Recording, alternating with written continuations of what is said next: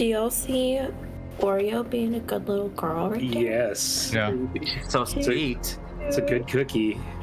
The sweetest loaf. Hello, everyone. Welcome to our Friday night D&D here on the God Mode channel. This is Lucent Odyssey, the finale, the last episode. I'm Jayso, and who is joining me this fine Friday night?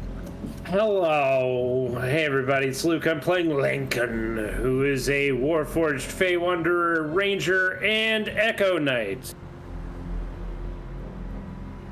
What's up, guys? My name's Kevin, and I'm playing a Kalashtar Druid named Kai.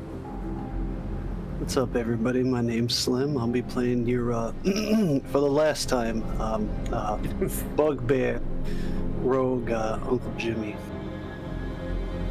Hey guys, I'm Kyle. I'm playing Professor Bach, Furball Alchemist, Artificer, delaying while he finds his Circle of the Moon Druid, Dean of Natural Sciences, Professor of Alchemy, Entomology, Flora and Fauna Behavior at the illustrious Ravis Eterna. Nice. Did Amanda first. Something happened. Either frozen You're or putting totally carbonite. zenned out. Who is with us besides Amanda? Hey everybody, I'm Nick. I'm playing Forte. He's a dwarven mechanic with the well-wishers, trying to help them get from one point to the other with the cart, but now we're at final destination, literally and figuratively, so thank you for following us on the journey. Thank you, everyone. This is Lucent Odyssey, session 37, I believe. The last time. Amanda says she accidentally unplugged her computer. Fantastic. I don't really know how you do that, but Her frozen pictures makes her look like she's in the middle of a really satisfying fart. I know. Just I was thinking just bearing with all the rest of us, like, oh my. Holding that one longer than a tie R. you should have just said it normally for the last one. Like I was thinking, and I'm playing Tynar. Like, and then just don't address it at all. as always, and this is going to be the last time you're going to see this beautiful character art. and her internet. How do you accidentally unplug your internet too? That's probably kick the... The windows are going to be a little bit messed up until Amanda gets back on. But yes, this beautiful character art done by the wonderful artist Amanda Otten. Go check her out. Her social Twitter link or x.com link has been posted into the chat. Be sure to go check her out. Welcome back, Amanda. Hey, nice to have you. We didn't say anything embarrassing about you while you were gone. I know y'all talk shit about me. So much. Good thing is you can go on the replay on YouTube and Twitch on demand and find out exactly what was said at your convenience anytime.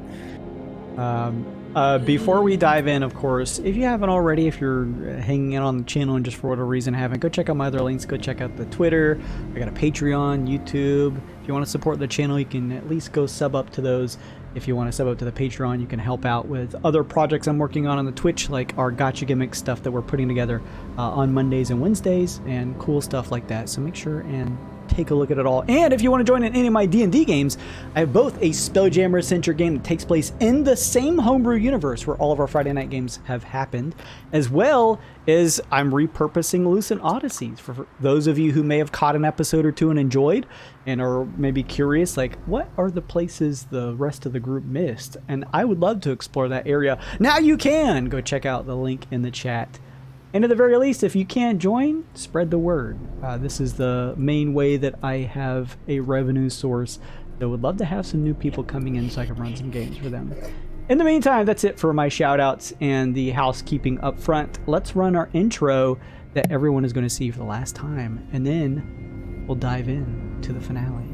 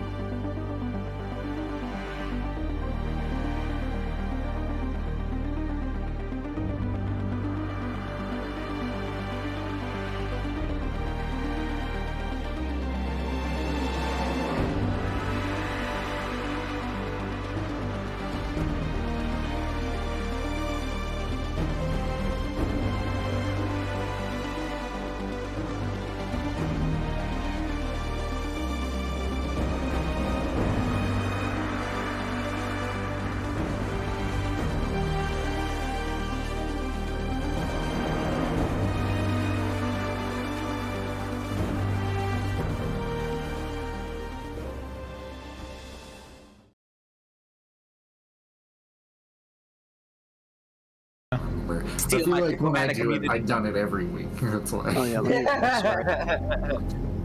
I did it twice or Don't something. take my like that. diplomatic immunity away from there me. you go. Oh yeah, that's right. Jimmy gave it on my day off. All right then, Uncle Jimmy, if you don't mind, for what is likely to be the last time you'll need to give it for this campaign, please tell us what happened last time. On Lucent Odyssey. Yeah, so last week, or hours ago, whatever the hell's going on, we took a last little stroll and healed up and kind of got our bearings, caught a few more bugs, and started making our way through the flesh plains again, after being 2 weeks ago attacked by blood monsters and other horrendous, nasty things. If I'm correct, we did see your lovely friends, Mr. Lincoln.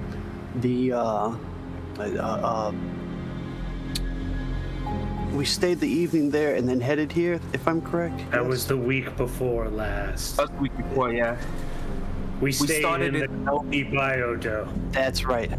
Ah, that's right, the gnomes. There you go. I keep thinking we were back there. So Get on with it. Yeah, we finished up with the gnomes. We befriended our sleepy little friends, went up, beat up a bunch of the other weird ones, those giant, massive electroplasmoid maester goo things. Started wrecking us. Nah, they were easy. That was a cakewalk. We beat them up, got a little help, and made our way back through the rest of the flesh plains down to, this weird altar temple thing that was just kind of here, and these creepy vampires, gabagools, I don't know what they are. Nasty, weird monsters. Fuck you. Haven't known that one. Yeah, we walked up to here, and he started talking about some long-winded speech about, hey, he's expecting us, and oh, it's wonderful to see more people to give the ritual an offering. I don't know. I think he's a whack job. He's got a throne built out of bones, and he's got this big. That ain't grandma's gravy. That's a bunch of blood. He's got a giant swimming pool full of blood. I mean, I've seen some auspicious things, but this takes the cake.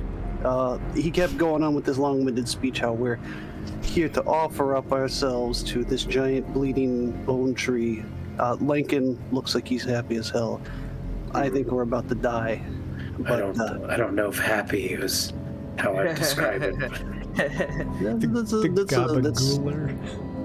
Gabagooler, dude. Gabagooler. That's your family tree, Lincoln. Look at it.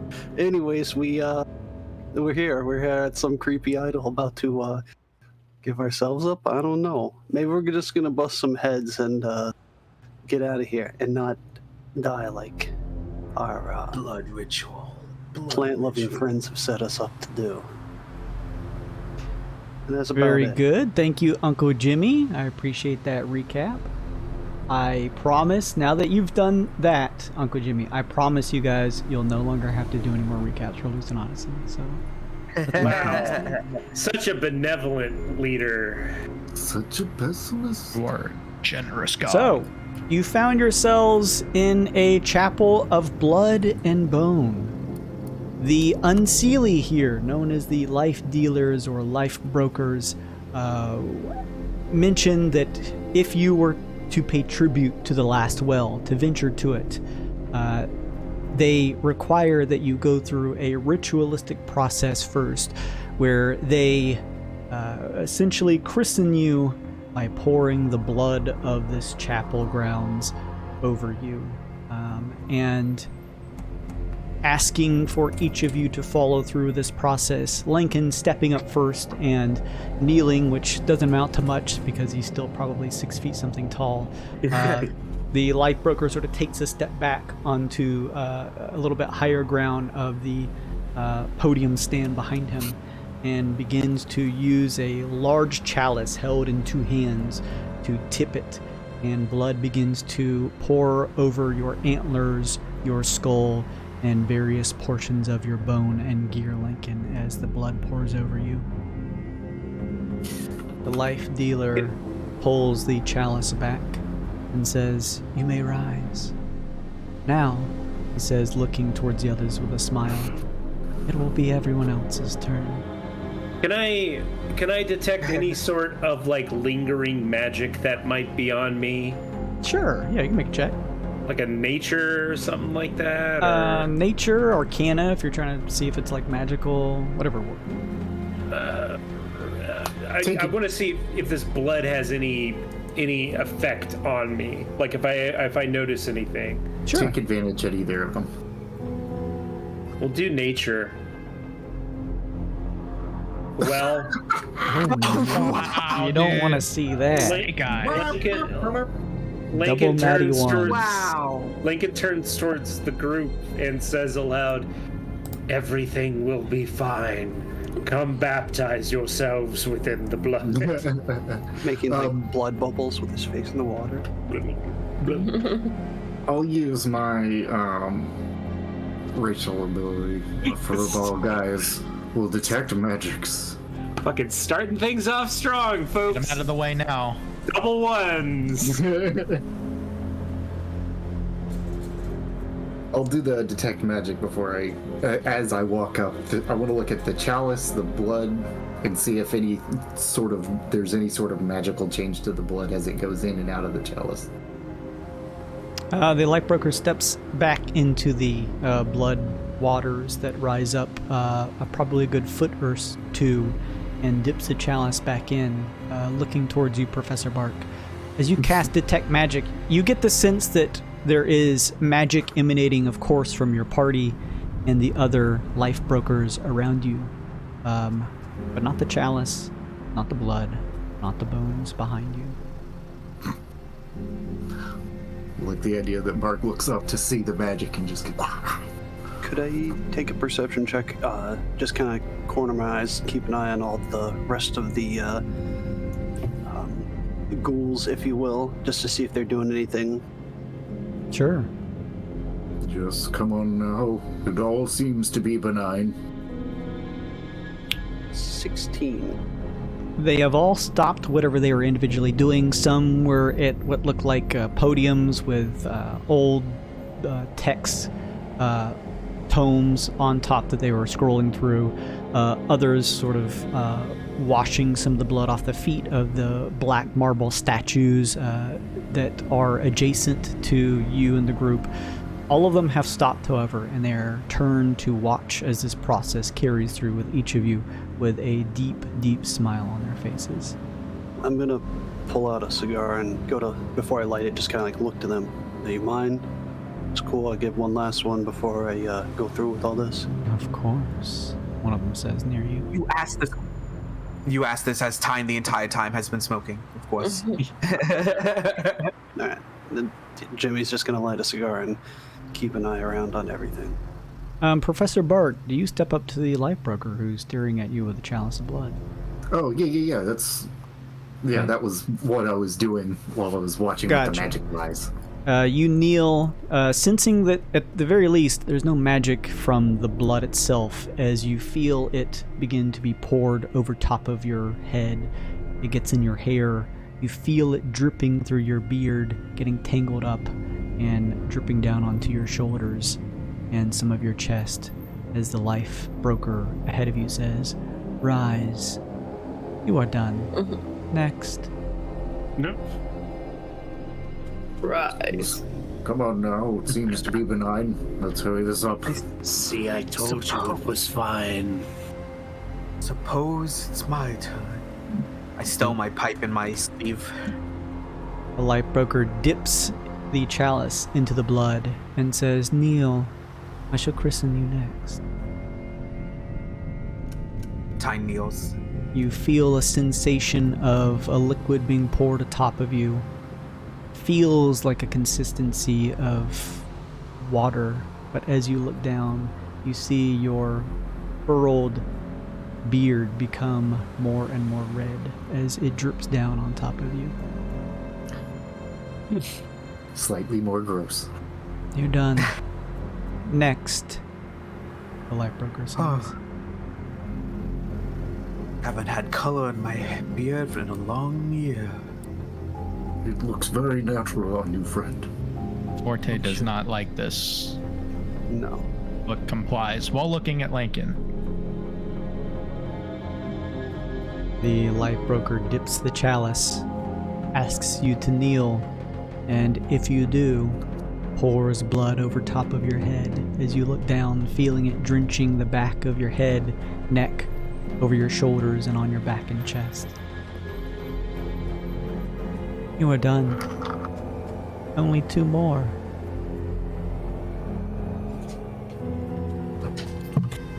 I don't like this, guys. You will be fine, young one. Alright, I guess OB steps up. The life broker dips the chalice and says, "You don't need to kneel, child," before he pours it on top of your head. Your frog outfit becoming a darker hue of red as it is tinged with the blood. You see some of the specks dribble onto your glasses, and you try to smear it away. He pulls it back and says, "You are done. The last one up." And Jimmy's gonna start walking up and take his holy symbol and start rubbing it a little bit again. And look around and say under his breath, the way of nature, the strongest should rule. And take a step forward, and before he does so, I want to like kneel down and dip my holy symbol in the blood and see if anything happens.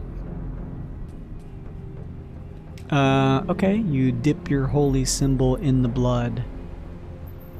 Gross. Your holy symbol, explain what it looks like one more time for me and the audience. An auspiciously gaudy golden claw on a giant gold chain, but it's a beast paw with fake marks of blood going down it.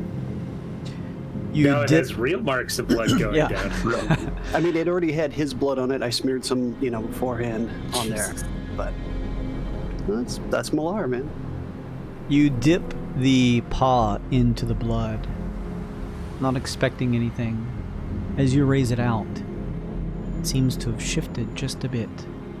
The claw now slightly more open. Each of the fingers on the hand shifted, pulled back a little bit, almost as if raised to strike. Kind of like glance over to the group and then look up at him and set my cigar on the side of the altar so the blood doesn't put it out, and take a knee.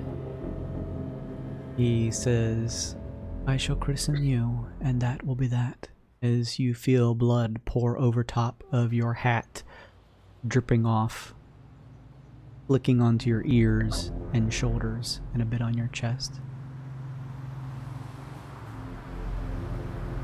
The My cigar and walk away. light broker turns and places the chalice back onto the podium before turning to you all and saying, "When you are ready, I will lead you through the rest of the Fey enclosures here to the well for your tribute."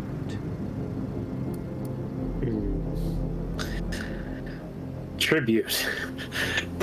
There's a lot of ways you could take that word. As he leads us, I want to be looking for like big heavy doors or like a portcullis or like something we might be able to drop behind us. Okay.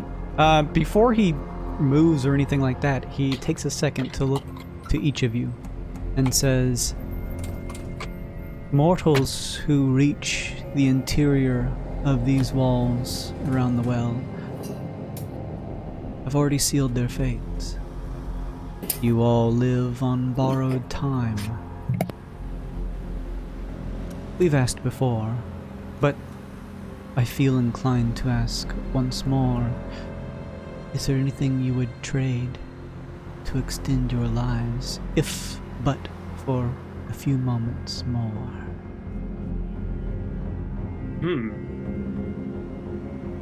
Now, did he mention specifically like what he might be looking for? Like, can we trade like stuff?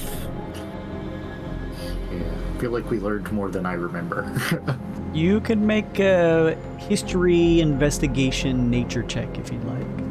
History. Didn't he say we had to offer pieces of ourselves? I think he made mention to something like that, but what that means can be shit. somewhat nebulous. Daddy 20. I was gonna give you advantage, but you got it. Did you stop critting for 5 seconds? Nope.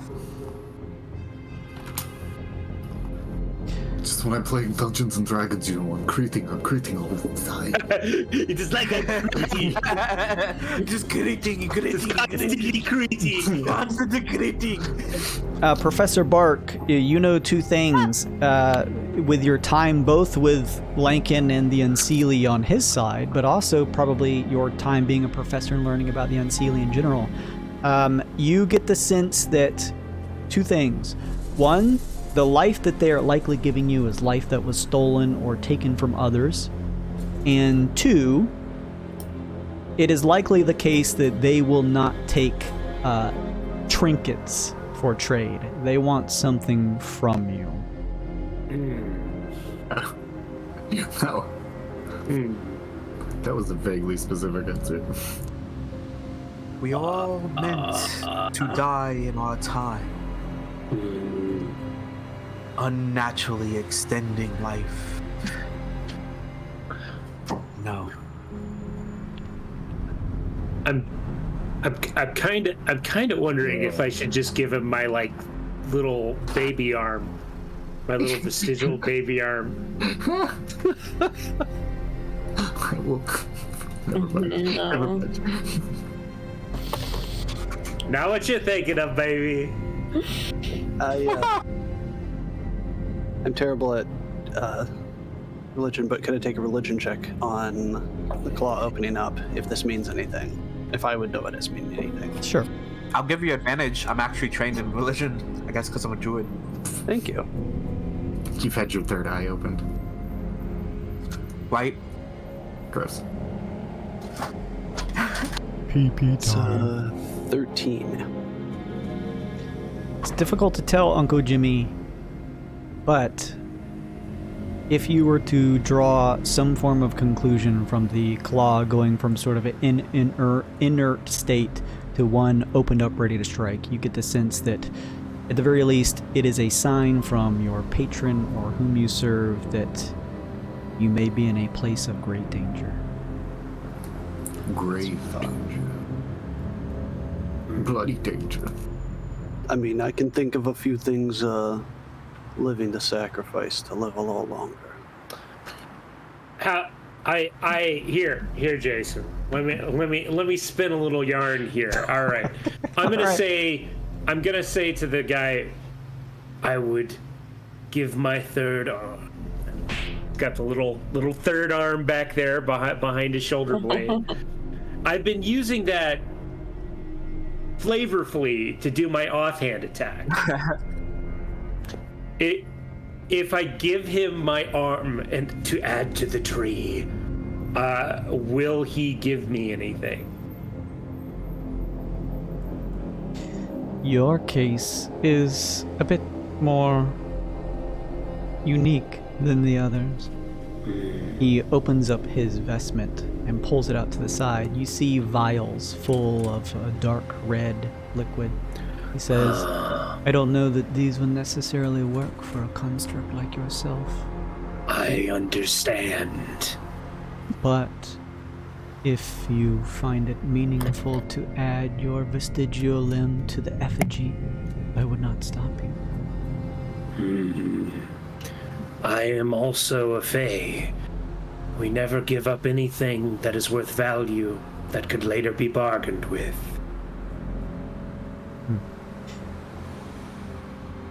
A good Unseelie.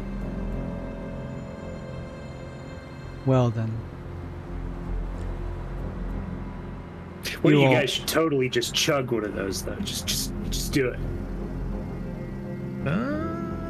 I'm halfway debating it.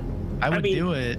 Tynar, you're like 102 years old. Like, you could totally give him some of your blood, right? Like, that's not gonna. Tynar wants nothing to do with extending his life through them. Understandable. Yes. Nothing at all. But to use the enemy's to use the enemy's strength against them, I think that sounds pretty cool.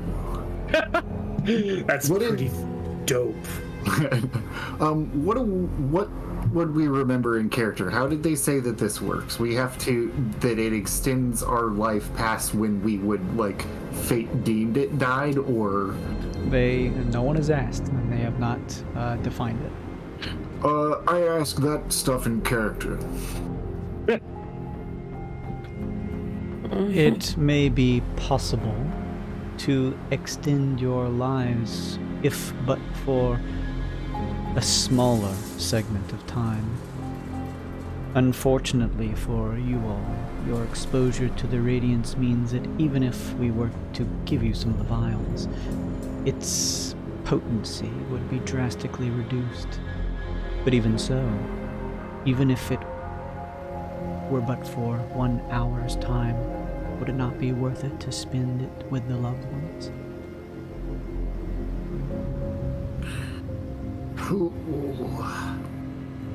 Professor Burke seems swayed. What, I just honestly don't remember. Did we figure out what the price? What is the price of this? You said to give of ourselves, but what does that mean? The price is a contractual agreement between you and I through use of a spell to ensure its full augmentation, that in these grounds, the hallowed grounds of the unseelie court that we have built around this final well, that you would see no violence put against this area. You would draw no arms.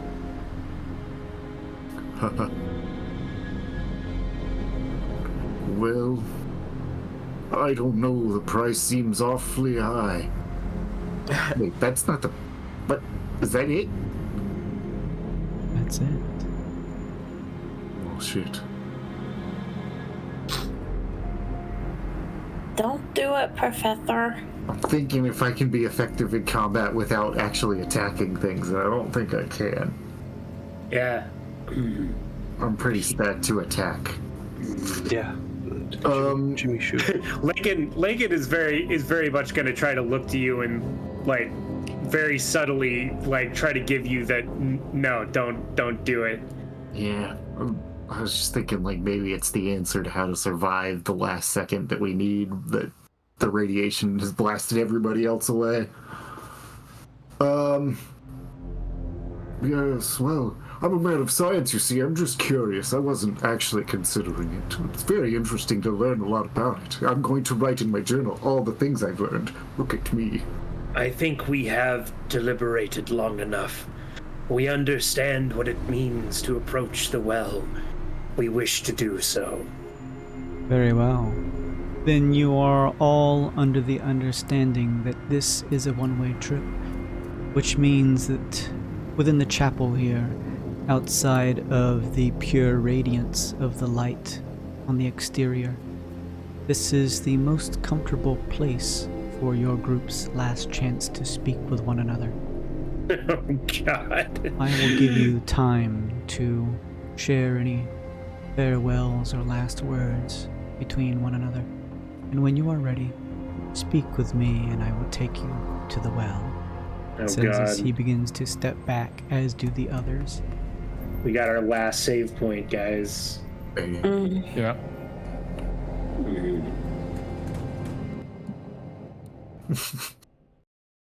So, all There it these, is. all these guys are gonna freak out when we start trying to close the well, right? Indeed. Most. We should, if we can, try to find a way to block them from interfering. But I don't know what lies beyond this room.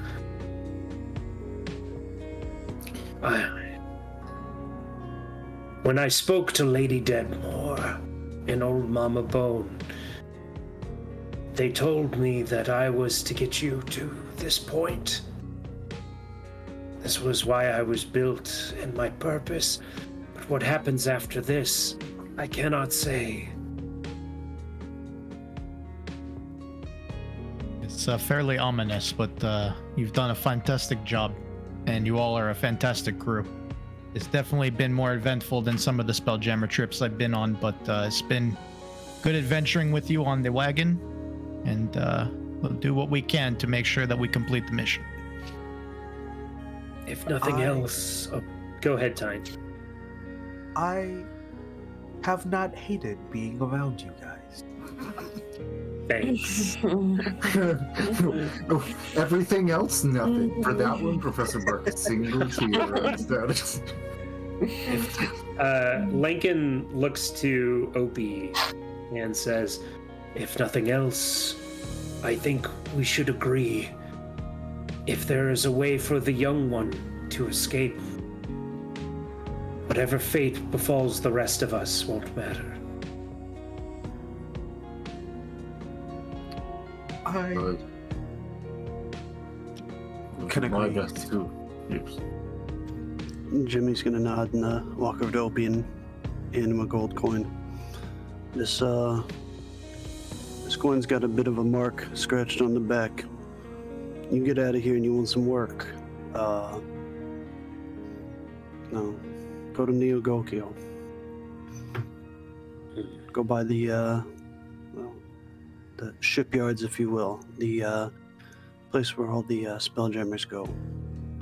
Hand this to one of the workers. They'll tell them, Jimmy sent you. They'll be able to take care of it, If I can't take you there myself, or you decide not to go there, either way, I got some stuff put away, some extra gold and stuff that help you get by before you go back to your moms and your family and stuff. Thank you, Uncle Jimmy. But I'm ready to go in there, I think. I think it's what a warrior would do to see this through.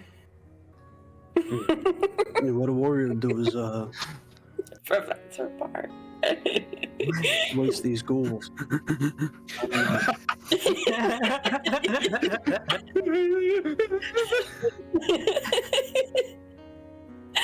No.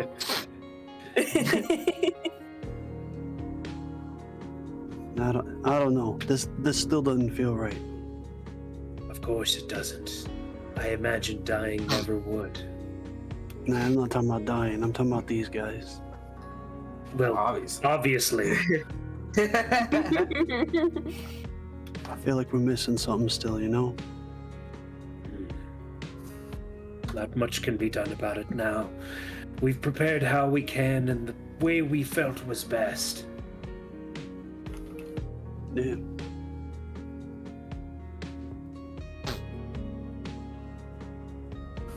I feel like I should have something big and grandiose to say here. But I think we've all been marching along towards this singular event as we have all in some way prepared ourselves for. We won't fill that void with sugary words. The fate that befalls us. May we all find the courage to do what we know we must do.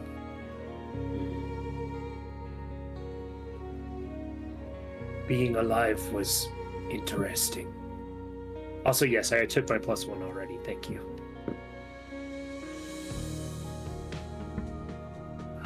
Well then, we know what we must do. Pitter patter. I say let's get at her. Is Uncle Jimmy still smoking that cigar? Mm-hmm. Uncle Jimmy, What's up, kid? Can I have some of that cigar? You can have your own. He's gonna pull out his last cigar. God, it's like Pinocchio. Remember, don't inhale these. He immediately inhales and throws up. Oh God, the blood is completely tainted now. They're gonna have to drain the whole thing. There's chunks floating in the blood. Oh Yeah. no! Hey, you just good job, kid. You turned that tomato soup into chowder. Good job. Oh, gross. It's yolky. Now, remember, look for an opportunity to separate ourselves from these compatriots of mine, and then we must work quickly. Tap into the shadows we received at House Deadmore, and live as long as you can.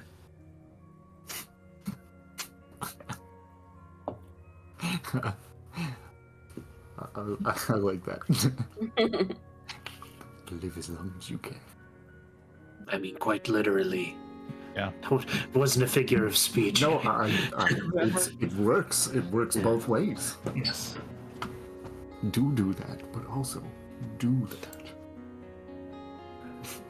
Are we ready? Yeah.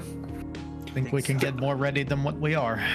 Does anybody have any like Actually, long-term spells like that last like an hour or something that they want to cast? I was gonna say I we actually can get more ready. In our huddle, I can divine intervention and ask if there's anything in the forge willing to help us. I mean, it's like the only chance you're gonna have to divine intervention, right? Use it, yeah. As we, if I could all have us huddle up one more time like we used to. Forge. So, Forte, not being as religious as a cleric should be, has a -1. Wants to reach out to the divine in the forge that's been helping him all along the journey and hope for a successful outcome if there's anything watching over him. This is the last chance. Interesting. Okay. Let's see. It says percentile dice, that's 100. That's Yeah. correct. It has to D100, be please. lower than your level. This Yeah, is like so- a Call of Cthulhu roll. Yeah. Or you could just roll a d20 and on a 19 or 20 it'd succeed, right? Because we're level 10, right? We're Yep, 10. that'd be- Yep. Yes. that'd be equal. What does the DM want? Discording says you don't want to use a +1 on it. Oh, thank. Yeah, I don't do care. the percentage is cooler. Yeah. Just We D- rarely get to D- roll that D100. Let's see that roll.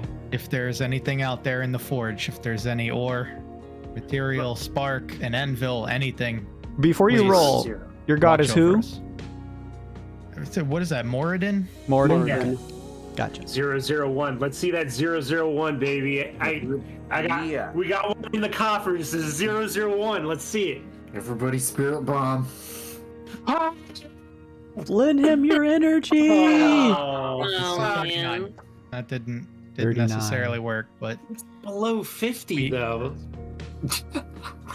Forte, you look to your thick gear, your shield, and your propensity that you have displayed up to this point to fend off not only attacks on yourself, but help protect your allies. Perhaps Morden believes that you have everything you need going into this last situation. Or it's hopeless. One or the other. Jimmy's gonna pull out a scroll of spider climb. Who the hell knows if this works? I don't give a shit. I'm using it anyways. It lasts for an hour. Well, speaking of enchanted movements, Tyne, you can take this freedom of movement. I feel like that's probably It's good pretty idea. good. Oh, yes, that's actually a great idea. And then let's go for Longstrider on Forte for sure. And anybody else feel like they can make use of an extra 10 feet of movement? I mean, I could go insano mode. I could move almost as fast as a monk if I had Longstrider on. Yeah, go for it. I'm not going to use all Cool. these spell slots. Go. I have long strider. I have 45 feet of movement that can swim and climb, baby. I'm gonna burn the scroll, then spider climb for an hour. All Okay. right. I guess we tell them that we're ready. All things in order, then? As much as they ever will be. Yeah, boy. Very well. Then if you wouldn't mind, follow me. We shall exit the chapel and make way for the well. He waves you all to begin following him as he begins to push through the blood. Blood. Forte gets right up there. Where are we exiting? Probably one of these lower side areas, but it's not particularly important. In a casket. Shop. And again, looking for stuff that we could maybe use to separate ourselves from the guy guiding us around as we go. Hey, speaking of, what's marching order? Forte in the front, please. Okay. Tyne somewhere in the middle. I think Lincoln will implore Opie to go in front of him because Lincoln can move very quickly. So I can hang back and catch up if need be. Oh, but I'll keep my shadow 30 feet in front of me just in case. Okay. Where do you want us to line up here? And how? Just asking his And generalities. Okay. Actually, yeah, you could, show how your party would like to line up here. You were to form up, just like that. I'll go. And then, like, if we were lining up like horizontally, it'd be like that, I guess. With this the front, right? Yeah, that would be the idea. Yeah. Okay, then I can do like that kind of thing. Tyne, you want to swap with me? So you don't get the frontal blast? Giggity. Cutie. Well, Forte, old friend. Oh, he's gone. I was gonna say let's fight side by side like we always do, but Forte, old friend, and his eyes are already melting out of his socket. it's so freaking funny. That was awesome. That was great. That was perfect. I literally just looked over to see. Oh, no. Well, Forte. Oh god. Yeah, Professor Bark was talking to you, Nick, and you were gone. It was the funniest shit ever. That's funny. It was like, Forte, and then we looked, and then your seat was empty. Sorry, guys. No, it's all right. It was It funny. It was really funny. We needed the levity. All right. He's the BBEG. Old 23 AC Forte. It's been made all It's 25, sir. Jesus Christ. actually, is little shit the final boss, Jason? Just tell us no. Yes. The life broker leads you out of the chapel. You feel the immediate sting of the radiance in the air. What? He begins to lead you through open courtyards of white marble that are coated in the sheer radiance of a pillar of light that pushes beyond it. The life broker looks to you all and says, "These grounds are expensive. There is a network of relays that will, let's say, expedite our venture to the well. Just follow me, if you don't mind." Does the radius affect you? We've grown Yep. used to it. In fact, we cherish it. Uncommon for Unseelie, I'm sure, but How could you stand it? It's the worst. we have learned a valuable lesson in life adaptation. Embrace the sweat. Lincoln is sweating oil right now, it looks like. Speaking of, everyone please make me a Constitution saving throw. No. Oh, we've never done this, Jaydra. Now here's a question: is like, do you use the advantage early to keep things going, or do you? Oh, Opie, sorry. Opie's just dead already. But the cart's with us, right? We get No. we get a freebie, right? The wagon is no longer with you. Oh, it's fine. Everything's fine. I'm gonna add my +1 to that. My single +1. Just hopefully it's still 5. Oh, we're rolling like ass. I don't think +1's gonna help that. Let's see here. The radiance is difficult to push through. There's like a pressure in the air. Opie, Lincoln, Uncle Jimmy, as you walk along, you almost feel yourselves stumble, having to catch yourselves before toppling over. You feel like shit. The pressure is incredibly tense here. It's the humidity. This is me in Florida, honestly. The light broker turns to see some of you stumble and then looks around and says, "Do you like the decor we've erected around the well?" It's beautiful! Yes, the peaked arches add a certain levity to it all. It makes it all look very light, even though it's all made of stone. Impressive. A vibrant life such as a phase deserves no less. It took us a while to crack the well, but we eventually prevailed. The Serenitals certainly did their due diligence in sealing the thing with heavy magics. It's the reason they give life bearers such as yourselves that special device to haul along with you in your wagons and your carts. Its connection to the well is what allows mortals to even stand a chance in moving the stone that sits atop them. Our well, he says with a smile, does not suffer from such a fluke any longer. Upon pushing it to reveal a crack to the radiant plane within, we used our fey charms to enact an agreement with a sentient being from the plane of radiance that sits on the other side, the living light. With its help, we destroyed the stone that traps the well's light. Now, through the guardian who dwells within, the light shines through, unstoppable, issuing ever forth ad infinitum.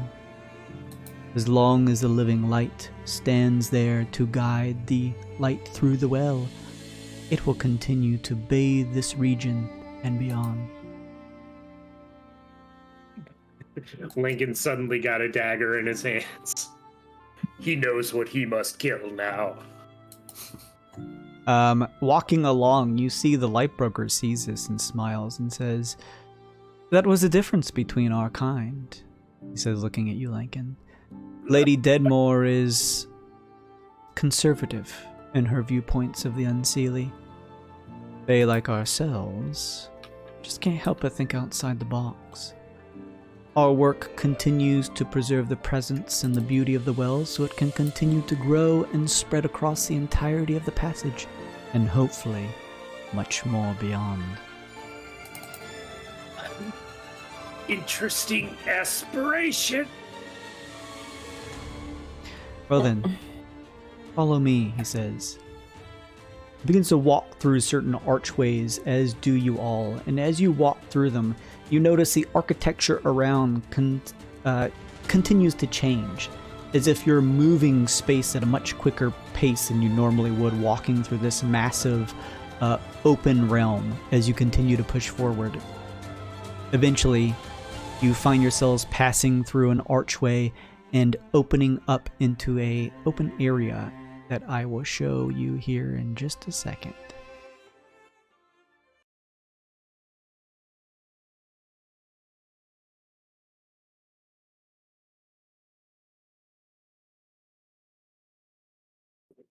Yeah.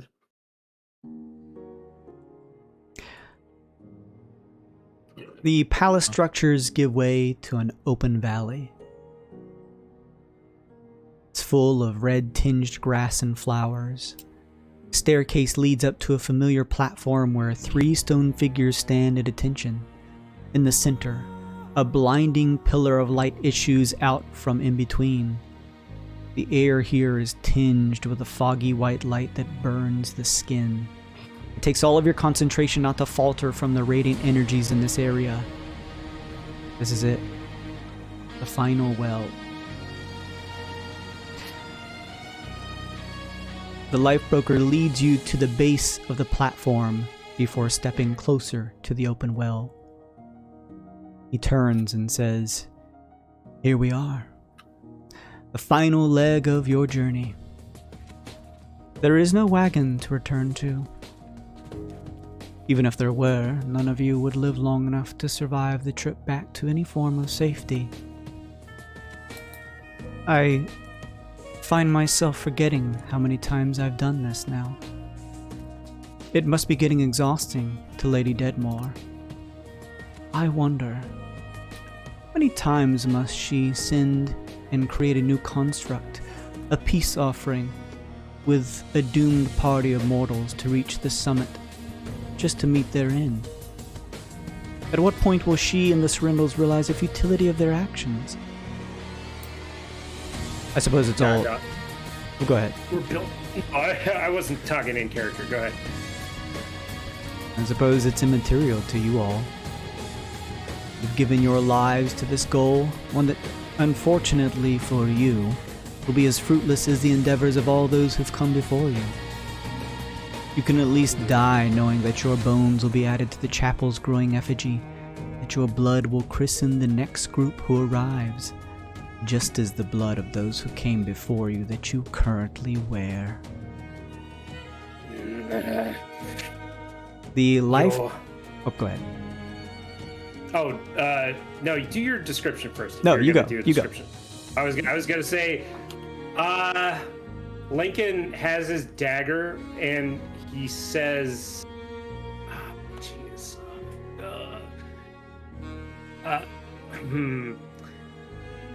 we may not survive. Maybe this is futile. But if we die, so will you. And he throws a dagger at the guy. Okay.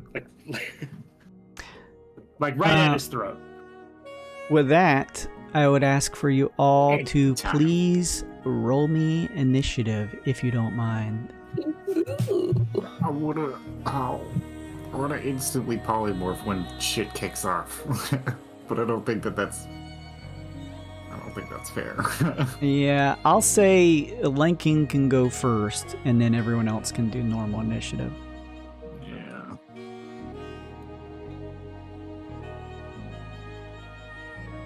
And let me move maps before throwing up the turn order. Hang on just a second.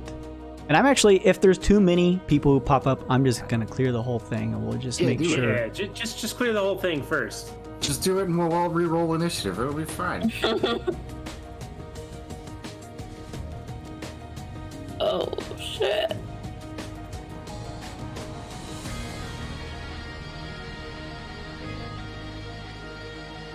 I do be liking this music though, Jason. I told you. Tokens. Lincoln got a kill. He began the campaign impulsively trying to stab things. He'll end the campaign impulsively trying to stab things. Jason, he's on there more than once. Why is he on there more than once? Or is he? I see Forte, I see Tyne, I see Uncle Jimmy. We don't see nothing. Okay, then let's take you off and re-add you. Hey, I think I might be going first anyway. Oh, never mind. I'm gone now. Just punch it in. Oh, you got to add everybody first, or we're never going to be able to punch it in. I am. Yeah. Oh, we snuck it in there. Wow. Does your shadow just go right after you? Is that it? He just goes on my turn. He doesn't even go after me. He takes the same turn. Oh, then let me just take him off here. Yep.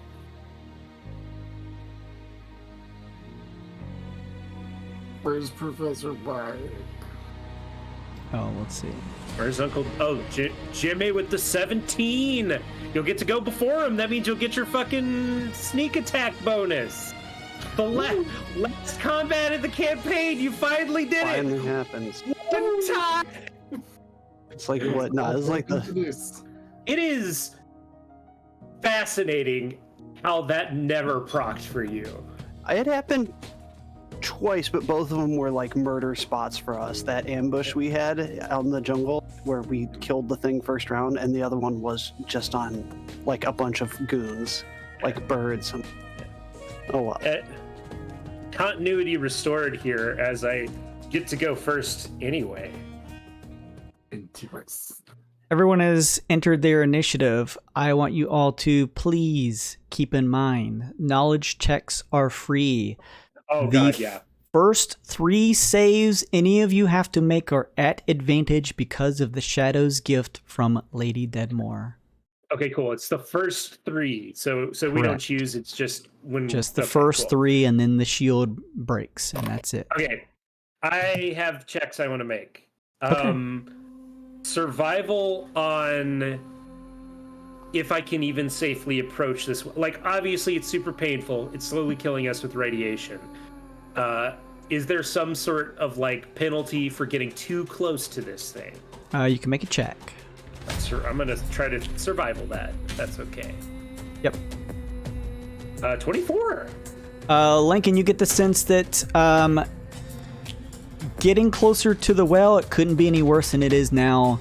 You are already past the point of no return. There will be no immediate penalties for getting closer. And to the well itself. He mentioned that there was a living light in the well, the thing that they made a bargain with to remove the stone. Yes. Do we see any signs of that anywhere? No. Okay. Can I just take a general perception check to see anything else that might be coming out of the well? Or sure. Okay. 20, unnatural. You do your best to do that thing when you're like looking at the sun really quickly. To just do a quick like looking back. It does appear with your 20 perception as though the light is beginning to intensify as you are about to let loose with a dagger. Yeah, I want to kill this guy. Obviously, we're not the first ones here, and the last thing Lincoln is gonna do is let these traitor Unsele gloat over his wards. So he leaps towards the guy, like smoke and like oil and ichor pouring off of his body from the light. The shadow is gonna move 5, 10, 15, 20, 25, and Lincoln's gonna move 5, 10, 15, 20, 25, 30, 35, 40, 45. Mm-hmm. Thanks for the long strider, bud. Bonus action, the shadow sends out like shadowy tendrils towards the light keeper, light drinker, life broker. Yeah, life broker. Not sorry. And Hunter's very mark similar on him. All right. And just a flurry of dagger strikes at this guy. Sure. Lincoln ain't standing for this shit. Dagger time. 27 to hit. 27 will hit. I mean, that's called ludonarrative harmony right there. That's Lincoln's anger coming out. That's going to be flat 25 psychic and magical piercing. Oh, Discordian, no. Oh. Hang on to that damage just a second. No. Oh, no. Dude, no. Discordian, please roll a d6 going clockwise, starting with Lincoln. Take me. Chat, if Lincoln dies because of this, he's gonna haunt you in your dreams. Also, thank you, T. So Lincoln, another +1. Oh, thank you. Lincoln's gonna Freddy Krueger. It's like this: ! Roll space 1d6. Just don't do 1d65 like I did. 1d6.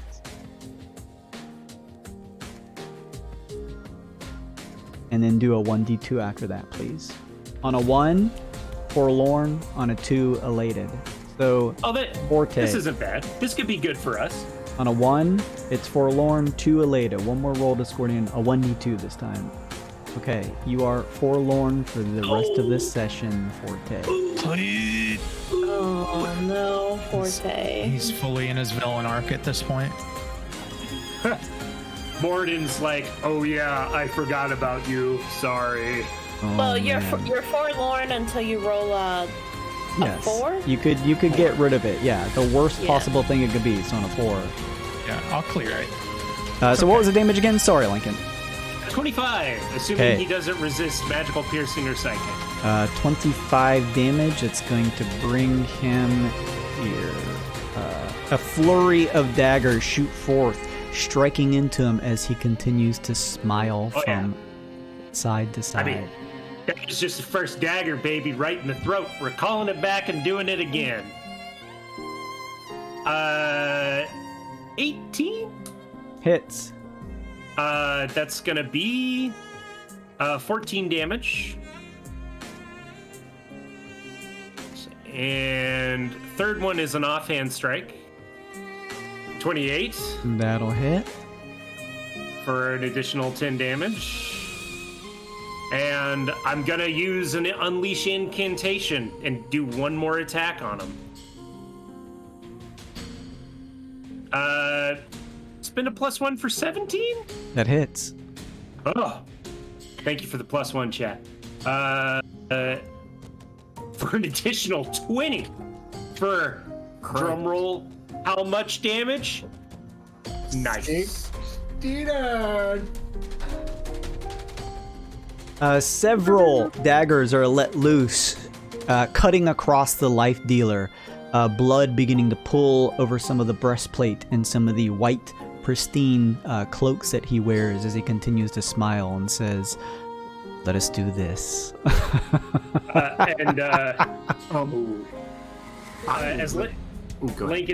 As Lincoln ends his turn, this is like the only time you guys have seen Lincoln express anger, and he growls and just says, "Die, you light drinking traitor." All right. I'd like to make some sort of check on the life broker. Is he looking to get killed out here, or is he trying to survive? Is he like putting up a fight, or is he like, "Oh, take me"? I would say you don't even need to make a check, as he's going to grab at a dagger at his side. Oh, okay. Well then, relative threat assessment, does he look like he can cast magics, or is he just got a dagger? Sure, you can make checks. Imagine it's the last boss and he uses a dagger. Perception! Oh yeah, okay. It could be a really... Oh, it's so bright out. It's so hard to see. I tried to look at him. I looked at the sun. Yeah, it is difficult to see out here due to the intense radiance burning the area. You all almost feel like you have to concentrate not to let the radiant energies get to you. I look up at him, and it's just the SpongeBob burning eyes. My eyes!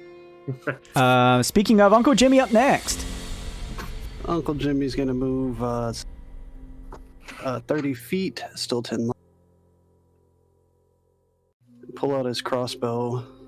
Let's see that fucking crit. I want you to crit on sneak. Do it, dude. I'm gonna load up one of the +1 bolts. I'm gonna point it at him and say, "You call yourself a life broker and bow down to something else. You ain't nothing. Step out of our way." And roll 20. It's not gonna roll it. Please? Checking your credit cards, make sure it processed before the session. Imagine D&D Beyond working. D&D Beyond, everyone. There we go. It's Right there. It's a site you can go 10 to. minutes. Can your shadow take damage, Lincoln? It sure can. Lincoln, would you please make me an attack roll? Wait, me make an attack roll? Sorry, Uncle Jimmy. Oh, yeah, versus Lincoln. Sorry. Got Yeah, it. sorry about that. Oh, versus his shadow? Yeah. Mhm. I mean, it's so bright out.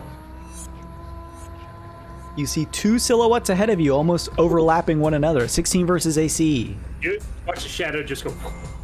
The All right. goes right by his head. The radiant light makes it very difficult to shoot up here, Uncle Jimmy, as your shot nearly strikes into Lincoln's shadow up ahead, missing the target. Bonus action. Take another shot. Yeah, fuck him up. Here comes a 20 this time, though. 25 will hit. Good enough. Good enough. Get those numbers up.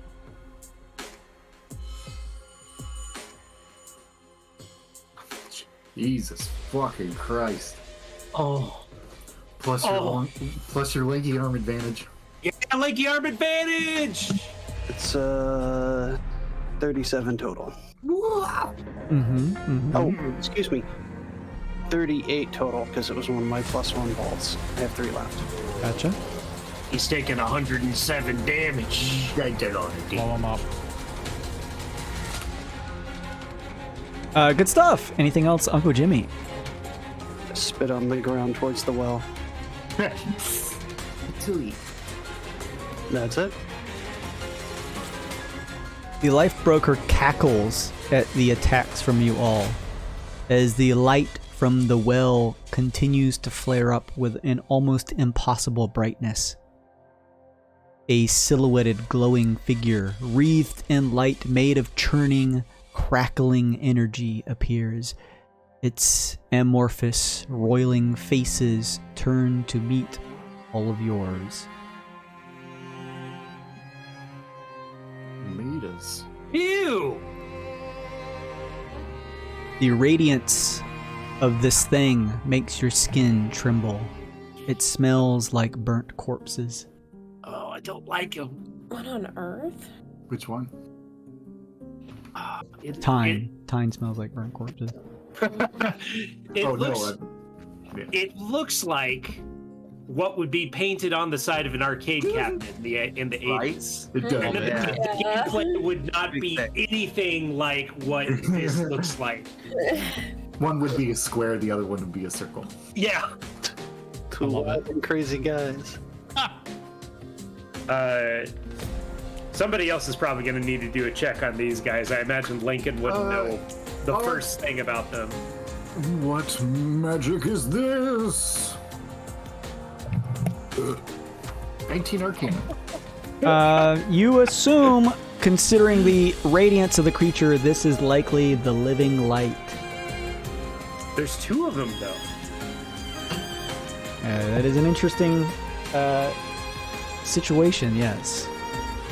Both of them, whatever these things are, back to back, made of pure, almost fiery energy themselves.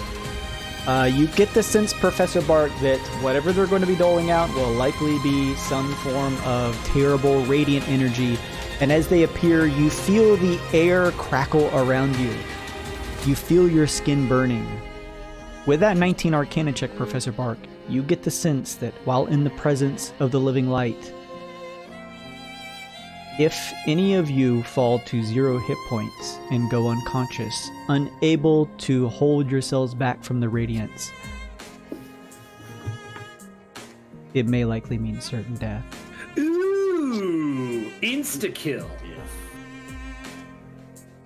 Bold choice, Jason.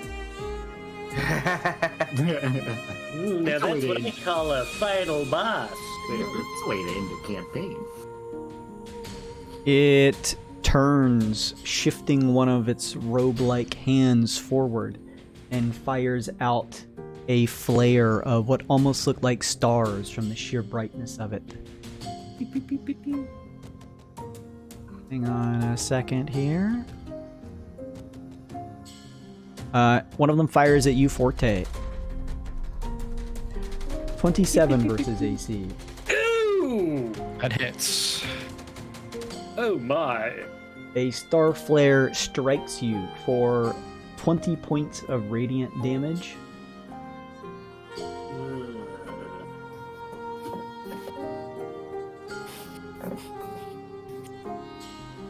plus Good night, everybody. 14 more points of bludgeoning damage. It's like literally a star. It hits you like a wave and a particle.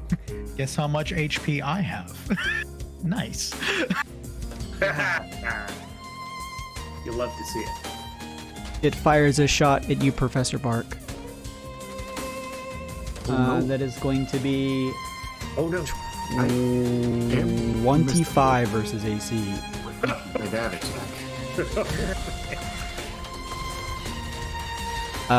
One of the Starfire bolts strikes into you for 18 points of bludgeoning damage, Minus 18. plus an additional 10 points of radiant damage. Minus 2.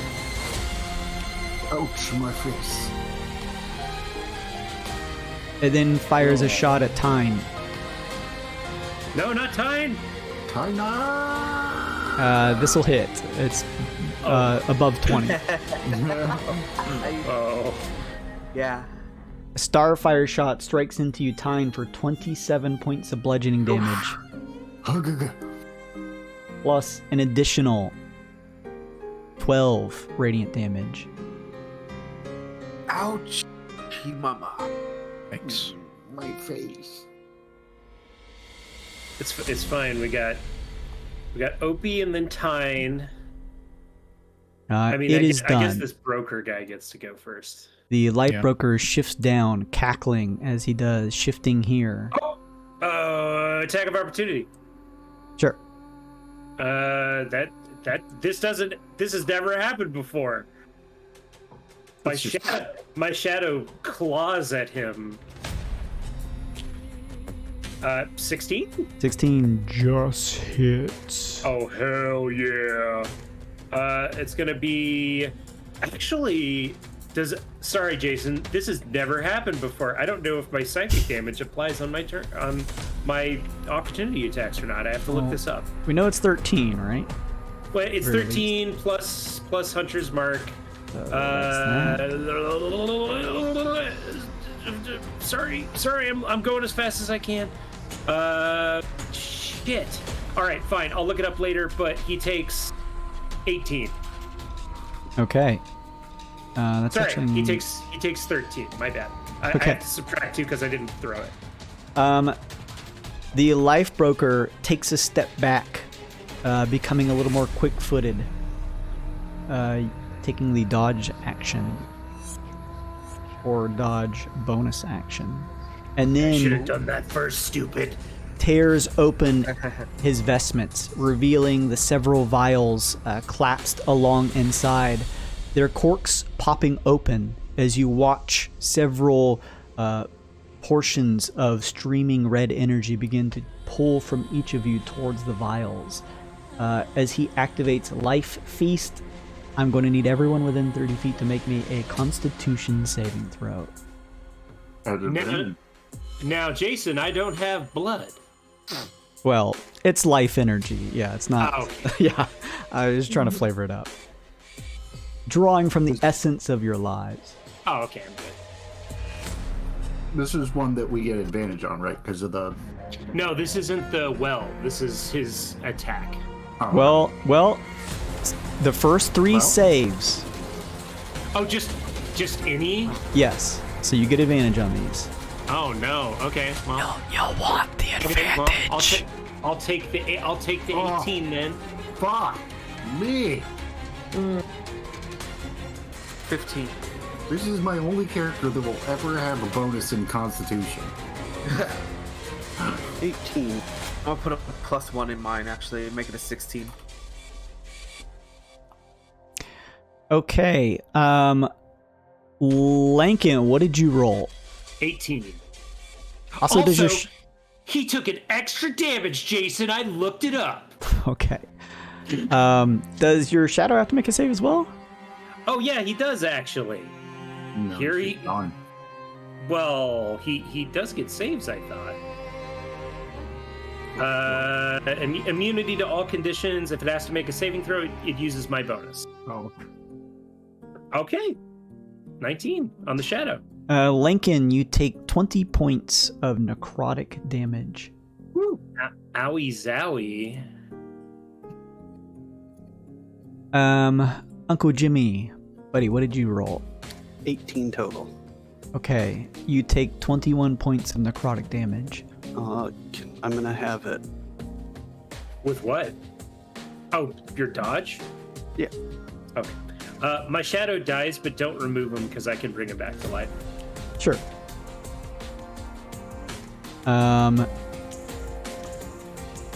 Forte, what was your check? Rolled a 10, but with Bane or Forlorn, it would be a 7, right? Because I get a minus D4. Yes. So it would be a 7. Okay. You take 45 points of necrotic damage. Holy shit! Oh my god. Professor Bark, what was your save? 10. Wait. That was a use of a waste of a +1, but 10. Okay. You got another +1 con. Well, that's what I saw, and I just used it rather than marking it down. You take 30 points of necrotic damage. 5, 5 10, times more 15, than I need, 20, baby. 25. Time! What was your save, bud? 16. Okay. You take 23 points of necrotic damage.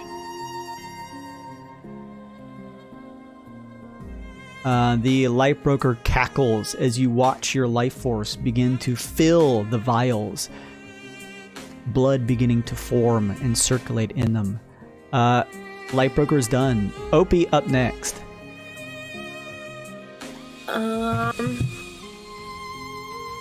All right. Can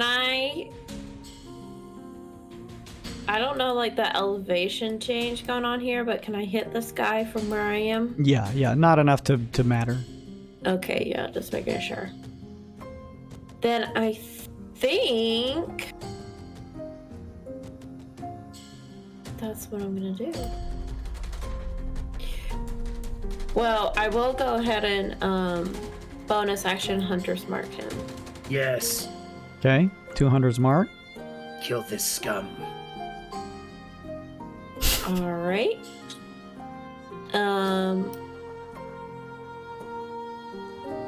my god, where's my attack? I suddenly forgot how to use D&D Beyond. All right. But it's so easy. I know. D&D Beyond, everybody. All right, that's a 22 and a 23. Both hit. Nice. Good hits. 14 piercing. 9 piercing. So what is that? 23. Roll your 2d6 for Hunter's Mark. 2d6. As an extra 6 damage. So Okay. 29. And then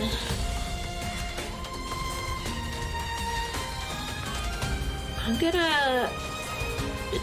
Should I move him anywhere, or should I just have my swarm attack him? I really know where to move him. It's just laying some deeps.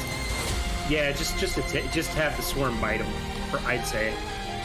Okay, 4 damage. Oh, hang on. Sorry. He took the dodge action. Could you roll those just one more time just to make sure? 18 is still a hit on one of Oh, them. and okay. 13's a miss. 13 would miss, so maybe a little less damage. I think 9, Okay. 9 less. Luckily, the second one wasn't that much damage, so. Well, in that case, that would be 14 piercing and only 1 hunter's Yeah. mark. So 15, and that would be 19 damage altogether. All right, cool. Not bad for one hit, though. Not bad Yeah. for one hit.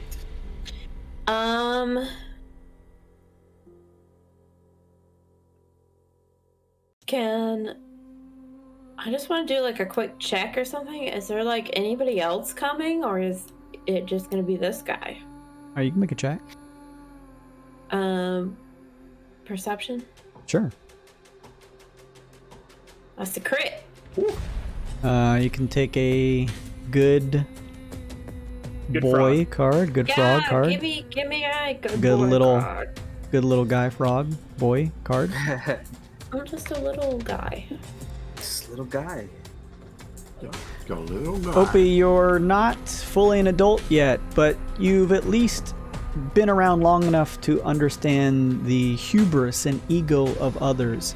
You get the sense as you look around, finding yourselves the only ones outside of the life broker and whatever that thing is pushing through the well, that he likely thinks that there need not be any others to take you all out.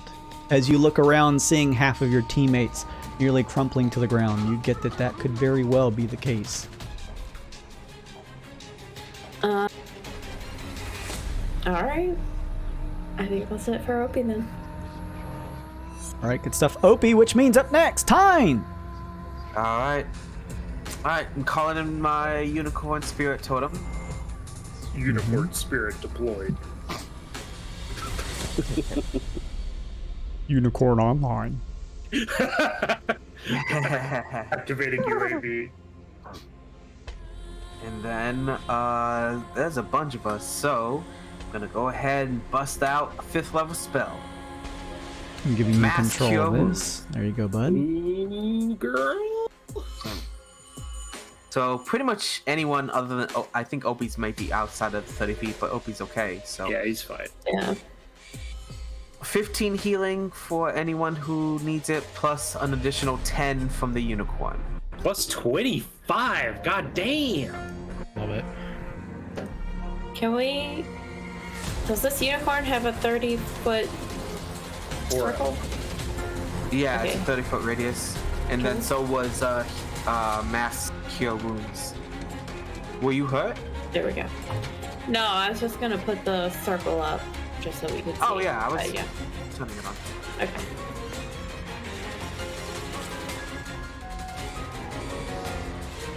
Cool. Good stuff, Tyne. What else you got, bud? I'm assuming that heals you as well. Oh yeah, at 30s. Oh, yeah. Oh yeah. I think. That's not the only thing. I think that's it for me, really. Yeah. Good fucking turn. I mean, did you want to move back a little in case he tries the life shit again? Right. That's a good idea. How far back am I? Maybe like next to, nice. Maybe like next to OP or Or like a professional just like stream here. like just like stand on the edge of the, on the edge of the Moved away. radius or something. I moved away from the mic. we still heard it pretty good. Yeah, it did not sound like you moved away. I'm glad you did. Much very far away from the mic. Oh man. Okay, yeah. Bonus ASMR. All right, good stuff. Tyne, anything else? Otherwise, Professor Bark up next. Good. Professor Bark! With the All right. chicken strips.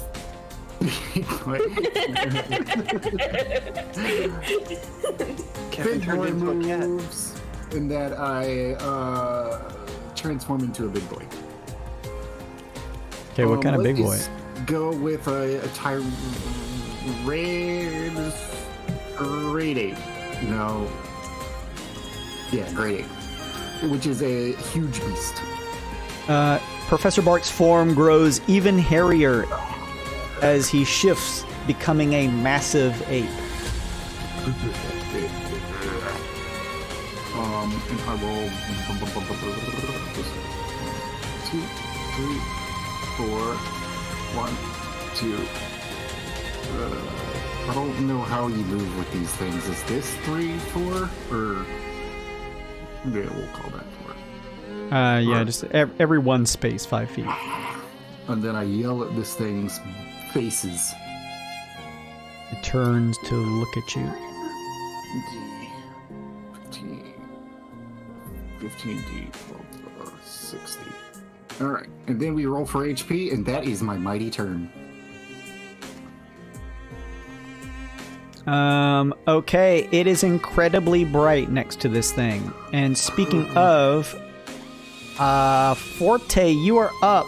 Let's see here, 5, 10, 15, 20, 25. Forte, please make me a intelligence saving throw, please. Intelligence. Oh, we're fucked. With advantage. With advantage at a -1. Oh, Hey, no. you can still succeed. Look at that. 15 might That's work. a 15. I will +1 it for a 16. Love. Except, aren't you forlorn, though? I am forlorn. Maybe don't Did waste. you roll a 4? No, he rolled a 3 Rolled a last 3. time. Ah, you noob. Get those numbers up. There's your 4.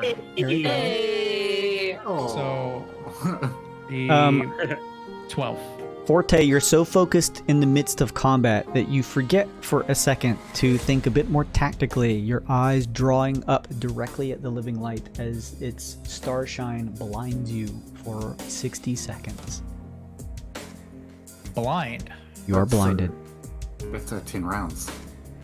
5e conditions blinded. You have disadvantage on all attack rolls. You know it's not.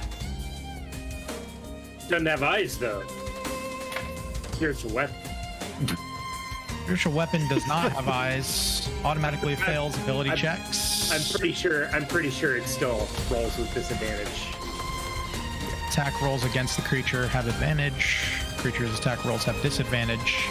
You got only, any- you only fail ability checks if they require sight. Yeah. Yeah. So, Do something that doesn't require an attack roll, I guess. well, all those things do radiant damage, and I don't think that's going to work here. I mean, yeah. Can't you make Spirit Guardians necrotic? I'm not evil alignment. Oh, you have to have the specific alignment. Ooh, I see. Yeah, if I'm good alignment or neutral alignment, it's radiant damage. If I'm evil alignment, it's necrotic. So I am pretty much out of gas in this encounter.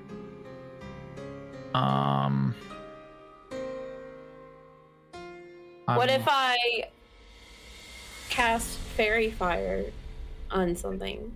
That'd be helpful because this guy's got dodge. He's dodging, so if I melee him, it's at like a zillion disadvantage anyway. I mean, it doesn't stack, but yeah.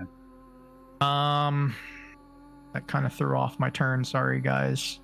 Do a buff or a debuff or something that makes him save, maybe? He's not actually harder to hit for you right now. If I can't see anything if I'm blind. It's Sacred Flame is on a creature I can see within range. I hit.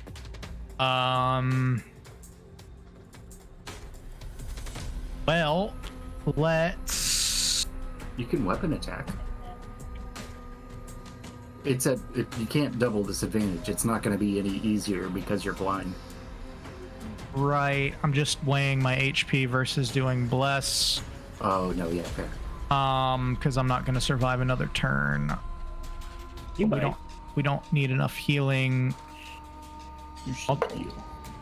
Should heal. Mass cure wounds. Let's stop dinging around. Ooh, that's pretty good. 30-foot range within me. You really just need you and Tynar, honestly. Me and Jimmy are full up. The T-Rex is full up. You may want to hold on to that. Do you have just a regular cure wounds for yourself? A mass healing word. I do have. You don't have any single target? I do have single target. Are you T-Rex or an ape? Ape. No. Could you heal yourself and then bonus action heal him? You can't No. use 2 heal spells. No, I can Yeah, just bonus healing. act. I can mass cure wounds and then just weapon attack and stumble in front and just try and do it. I That's a just meant, bonus like- action and an attack. So Cure wounds and healing word. I'm going to mass cure wounds on myself. Which is, I'm sorry, mass. Get them confused all the time. Mass healing word. But don't you just have a single target for yourself? I Max don't is Yeah, I don't have a memmed. So bummer. Go for your bigger heal, then if you have to use the resource. yeah, it's just gonna be a bonus attack mass healing word here. 1d4 plus spellcasting modifier. So 12 healing.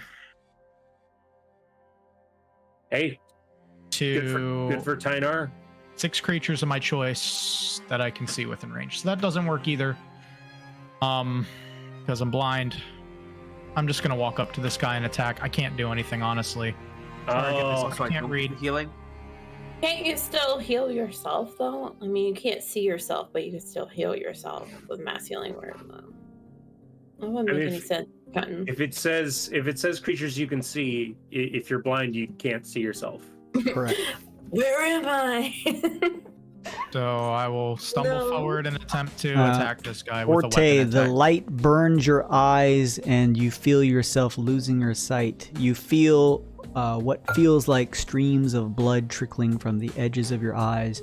Knowing that you cannot see your friends, you at least know where the enemies lies. You step up, hearing the cackle ahead of you as you begin to try your soul. Here is a weapon attack. That is a critical fail. You trip on one of the steps and fall as you hear more cackling. God damn. You need help. Oh, what a little asshole. And begrudgingly pass my turn. You don't have multi-attack yet? Don't have multi-attack. He's not a war cleric. He gets extra damage on his single attack. For some reason, I keep thinking you're a paladin. That's on me. Oh, I designed him to be like a paladin, but he's a forge cleric. It's true. All right. Good stuff, Forte. Lankin up next. Langan is gonna move away from this guy so he doesn't get his life energy sucked out no more. Move away, move away. 5, 10, 15, 20, 25. Actually, I might just like climb up like onto the haunches of this thing. Not like all the way up so I like take damage if I fall, but enough that I'm like clinging to the side of this statue like a spider or something like that. How high up? 10 feet. Okay. Enough so that I don't take damage when I fall. Sure, basically. sure. And bonus action, I will resummon my shadow. Mm-hmm. I will summon him here. And Shadow's going to throw daggers at this guy. Sure. This is with disadvantage because he still has dodge. He's dodging. He's dodging. My shadow. I'm not going to spend my last +1 on that. 14 is probably a miss. He flicks the blade in hand, bringing it down towards Forte before throwing a hand up to block rebounding one of your daggers as it pulls back towards you. Hey, but I know an 18's a hit. 18 does hit. That's going to be 18 damage. Okay. And sorry, real quick. Okay, cool. I had to just make sure I still had Hunter's Mark. That's all I can do. That's all I can do. Right. Good stuff, Lankin. Uncle Jimmy up next. Jimmy's gonna take 2 shots. Oh, 1 shot at least. Jimmy, 2 shots. I know. 2 shots. 2 shots. Disadvantage, right? He took the dodge action. Correct.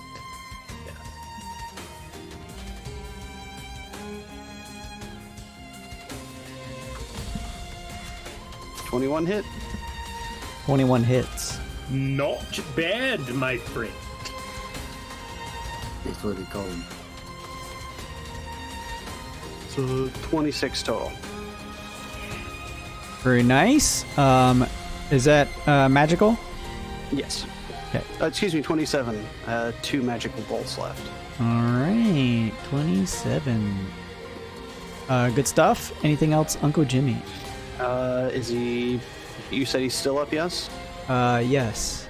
His uniform is growing more and more covered in his own blood, but he continues to cackle, reaching out towards Forte. Question before I take my second attack. Are these twin dudes, silly question, but they have reach, I assume. Do I feel like they're in attack range?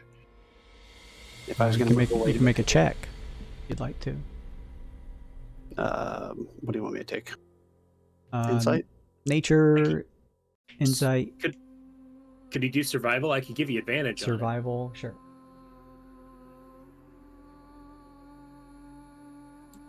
It's a natty 20. Oh, 31. Holy shit, it's crit. You get a good boy card.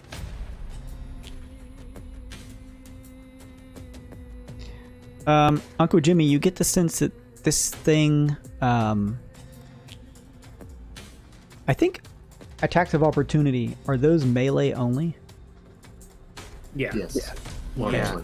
Uncle Jimmy, you get the sense that this thing, from the way it's shifting its arms around, is only going to make ranged attacks. Oh, Okay. Then I'm going to just take a 10-foot movement back so I'm not concentrated around everybody and standing right in its face.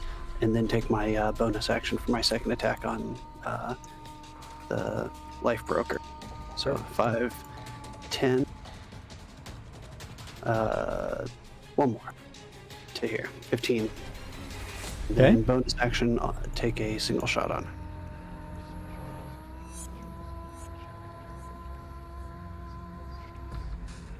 It's a 27 with disadvantage. That hits. That is only 9 damage, piercing. better than 0. 10, down to 1 bolt left.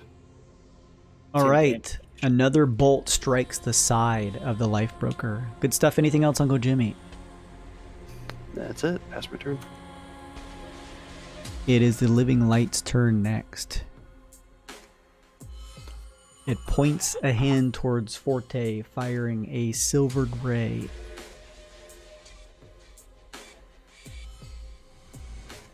That's just bully behavior at this point. It's the tank. Attack rolls against have advantage. Okay. This will hit. Not a natty 20, but this will hit. Is it It's- under 27? No, it's not. I try. Forte, you're going to take 20 points of bludgeoning damage.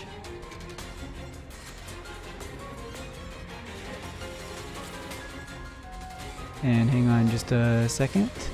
You're going to take 10 more points of radiant damage. All right. Still up. It turns and fires a shot at Opie. At me, but I'm just a little guy. It's the little guy. Let's see if this would hit. 18 versus AC. Oh man, just meets it, yeah. All right. A star flare strikes you for 17 points of bludgeoning damage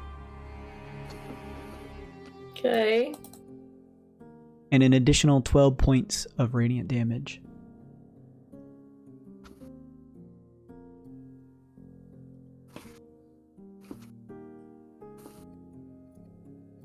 It then turns and fires one at you, Lincoln. Oh, do I have cover or like partial cover here? No. I guess yes. He could just like throw it like from this angle. Yeah, and, maybe like, if he was smaller, but like he's got some height here. Note to self: crawl around the backside next time. This is true. 26 versus AC. Oh, no, that misses, Jason. Okay. What are you talking about? That is going to be 22 points of bludgeoning damage Ow. and an additional 17 points of radiant damage. Jeez. That's a lot of damage. Yes, a lot of damage. The living light is done. Life broker up next. Pulls down and grips Forte's beard and says, "Here, let me show you the light." Oh, what was that, Professor Bark? No, I'm just glad you said reach down and grab his beard. Okay. I He reached out and grabbed his home. tries to strike into Forte's back with the blade. 18 versus AC. That misses. Yes. Hell yeah. 23 versus AC. Also misses. Ooh, shit, you're strong. 25 base, 27 with the helmet. And finally, 27 versus AC. 27 matches. He strikes into you. That'll be 6 points of piercing damage. And...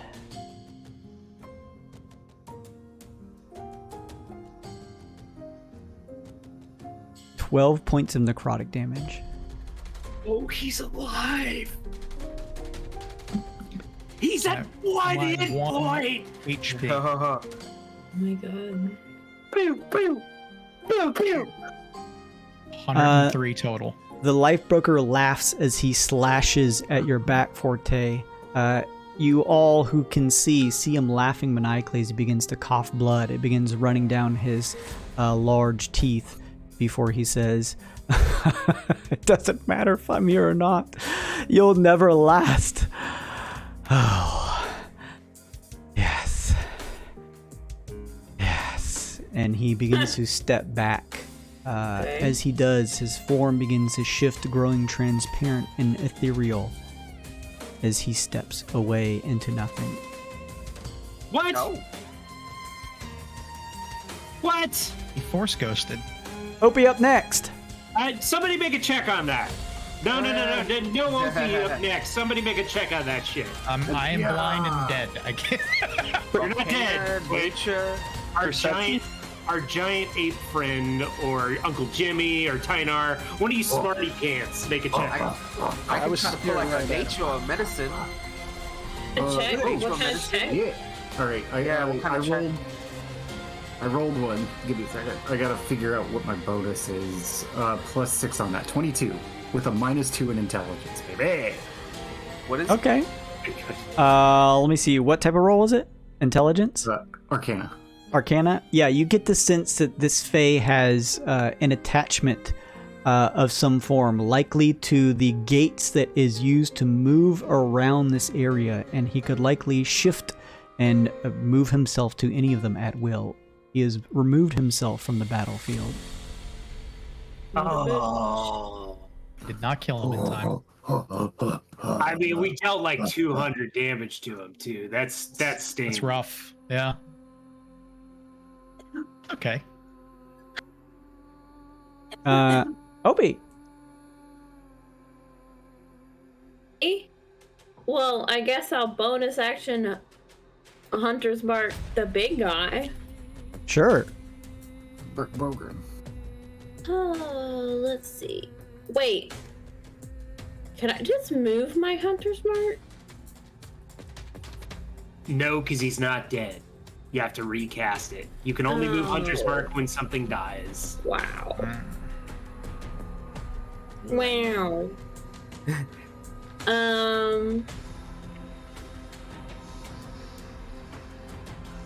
And I will, I guess, just attack this guy.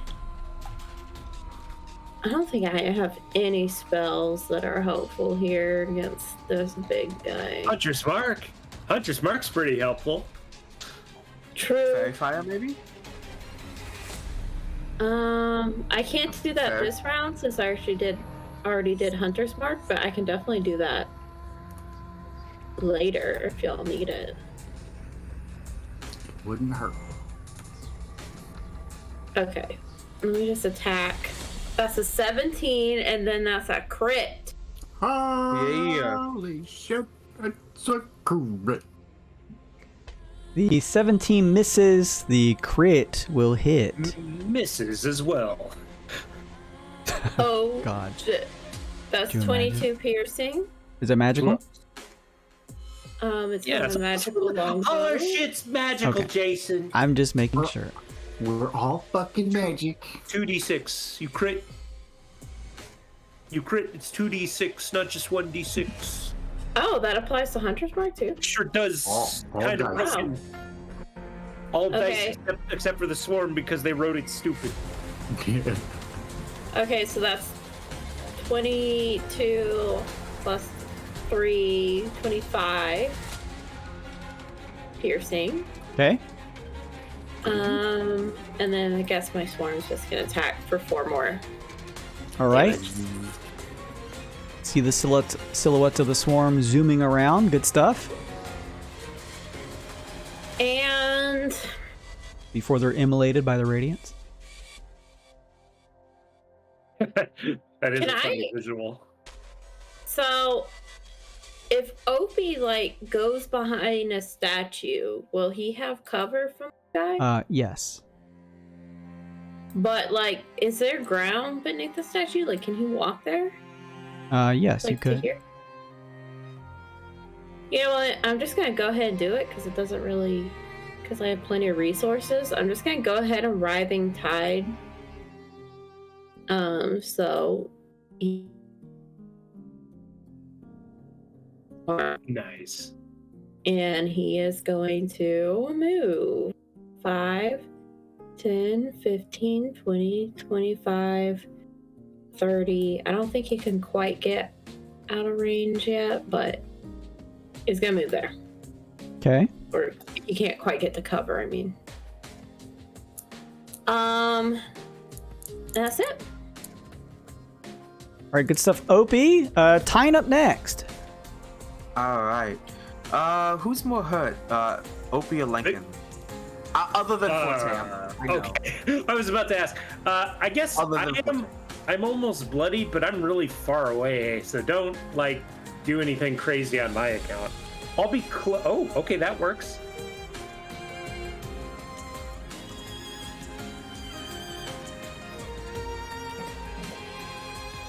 Okay. Well, first I'm gonna cast at level 2. So, I'm on the wrong level spell. I'm gonna whip out a wand. I don't remember where I got it because he smoked his memory to oblivion. But I've got this wand of magic missiles I've never used before. Getting in character. Smoking the wand. And I'm gonna use 2 charges. It's gonna use level 2. So on the big bogan. Okay, that's 5 force damage. Press a little bit more, I believe. Yeah, It's a lot more than that. it's gonna do 64 plus. Total would be 64 plus 6, I think, right? Because one dart deals 1d4 plus 10, I believe. Yeah. I think if you're casting it at level 2, you only get 1 more dart per level. Yeah, it's an additional dart per level. Sorry. Yeah, not double. So it's 4 darts total. And I believe you just rolled the 1d4 once, but I'm not sure how we want to rule that. You can do it once. That's fine. Fuck it. Okay, so then it's what, 20 damage total force? Just right? Casual. It's 24. 24 because of the plus 1. Okay. Yep. With each hit. Fuck him up. You pull out a wand you've never used before, Tyne, remembering that it did something as you throw it towards the living light. A volley of arcane missiles fire out and in a homing-like fashion dart in on the creature. You assume they hit as it shifts around, but you can't make direct eye contact. Yeah. And then as a bonus action, I will cast Healing Word on Nick. Yes. At level 4. Oh. So 16 plus an additional 10 for everybody in my unicorn radius. I know you say this every time, but that's not temp HP, right? Nope, it is 10 healing. Shepherd Druid, so good. So I love it. Get ready for me to play Spores Druid next campaign and be very disappointed compared to Tynar's Druid. Hey, very much the opposite. Yeah, so Forte got 26 and anybody else got 10. Other than Opie. So Opie's outside the radius. Sorry. That's why I asked. Yeah. That is it for me. I moved also, so yeah, I'm done for now. Good stuff. Time, Professor Bark. I keep forgetting to do this. You are very close to the creature. Please give me an intelligence saving throw. Intelligence? Oh boy, that's great for my -2 giant ape. Oh no. I was about to say, you're very smart, Professor. 11. Ape strong. Want kill light. Light bright. You're blinded for 60 seconds.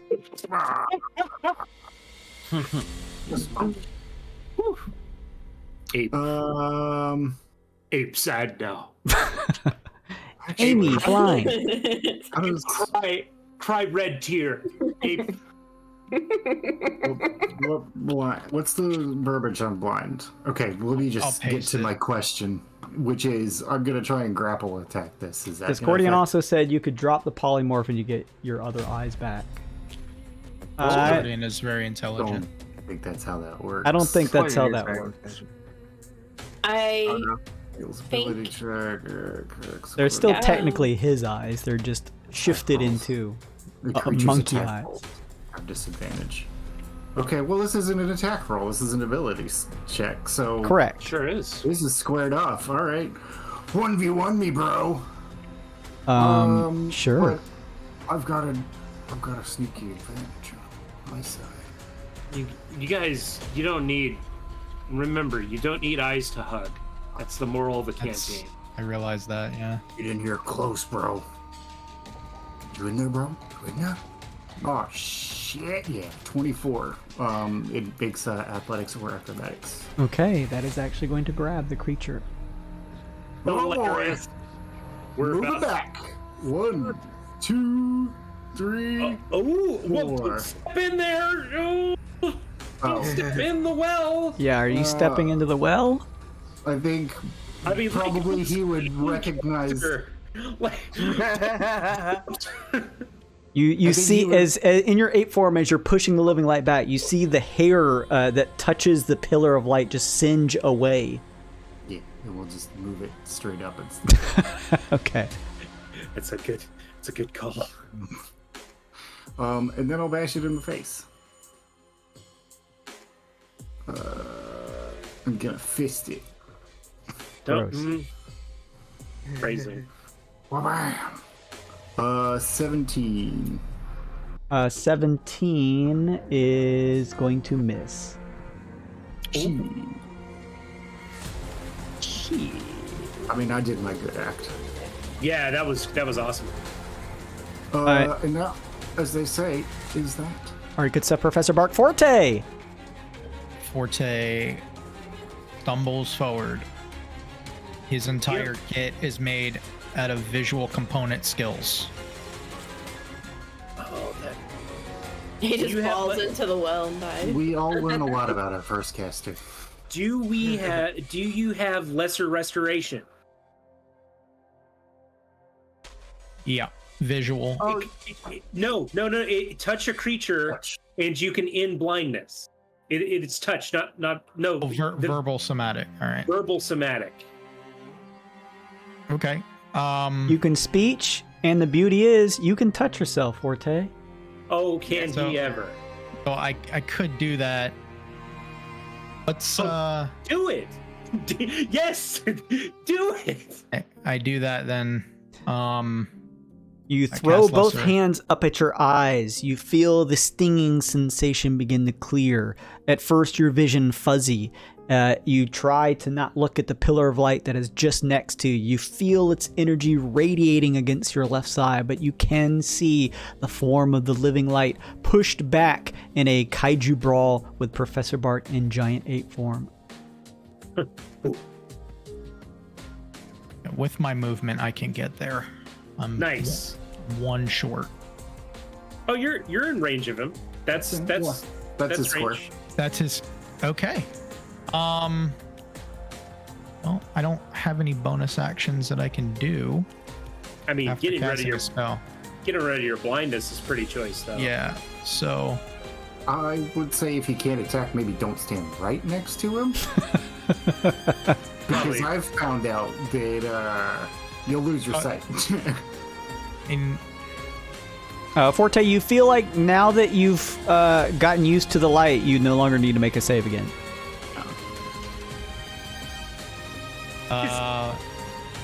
I don't really know where to be at except for melee range in here. So we're managing a bad situation. That's good. Yeah. Intimidation check to draw attacks. Sure. Bang on my shield? Sure. I'll take it. No. Forte, Oh. Don't do that.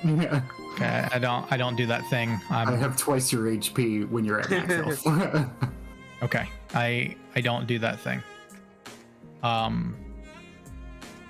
I steel myself for combat and pass my turn.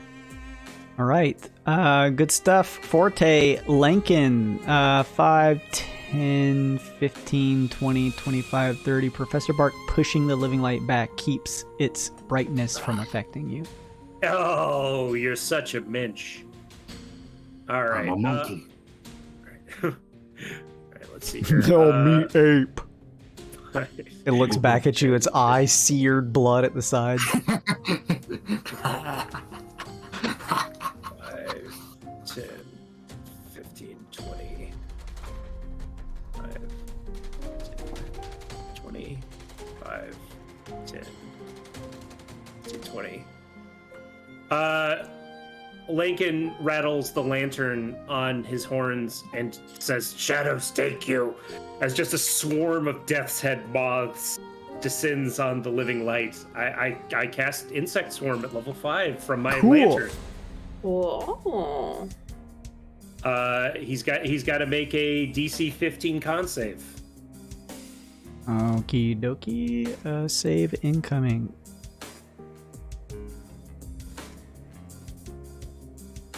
Fails. Ooh. Sucker. Nice. Nice. Holy shit. Damage. What a fucking roll. And if he ends his turn there, he's got to take it again. 30 insect plague damage. Good stuff. Lincoln, overcome with the horror of the light, though, moves 5, 10, 15, 20, 25 to like the exact opposite side of the statue that the light is shining from to be in the shade as much as possible. And I'm gonna move my shadow. Just to the edge of the pit here. All right. And as a bonus action, I'm gonna second wind to give myself a little extra healing. I'm gonna be real, guys. I forgot I even had second wind for a really long time. Yeah. It's that fighter kit that you forget about. 8, not bad, but not great. But I'll take it. It's for healing. That's it for Lincoln. Lincoln ends his turn. Good stuff, Lincoln. That does end Hunter's Mark, and that's annoying because I could have used it to track down the guy and kill him later. But it's fine. It's fine. Well, keep going. Uncle Jimmy's turn. Uncle Jimmy.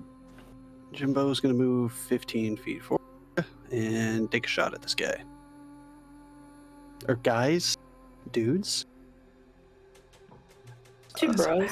Just two bros. Just two bros. Just two bros. Just two buds. Just two guys hanging out, chilling out. Does a 13 hit? 13 misses. 13 definitely hits, you said before. Your Chase. bolt just sort of is eviscerated by the radiant energy before even striking it. That's actually pretty dope. Bonus action. Or take a shot. 24 hit. 24 hits. Yeah, you love to see it.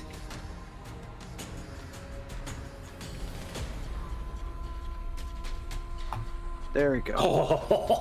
35 damage. Dude. Christ, Good stuff. Good stuff. Question, I still have a bunch of movement left. Where, via your ping, would be okay to hide or be out of his line of sight? I can spider climb still. But probably behind any of the statues, either near to Lincoln me. or Opie. Come to me. Here, is that like behind the arm, like crawling up and behind the arm? The arm is high enough where just being around it isn't going to actually give you any cover. You'd need to do like a Lincoln thing and actually kind of be behind the statue, or similar to Opie. Okay, I'm going to move back there then. That is all of my movement, all 40. Okay, that gives you partial cover. Good enough for me. You've got long strider, right? Is that the last 10 of that 40? No, I just get 40 because of scout. I give you 10 extra. Okay, then I thought I and Forte had Logstrider. Oh, well, it was Forte. Okay, my bad. Yeah, We I gave it have to me it. 2 games ago. All right. Anything else, Uncle Jimmy? Take a puff out of my cigar and look at Lincoln and shrug. That's it. Fast. The living light looks around and is going to fire a star flare at Tyne. Oh no, that's the last thing we want to happen. 23 versus AC. Yep. All right.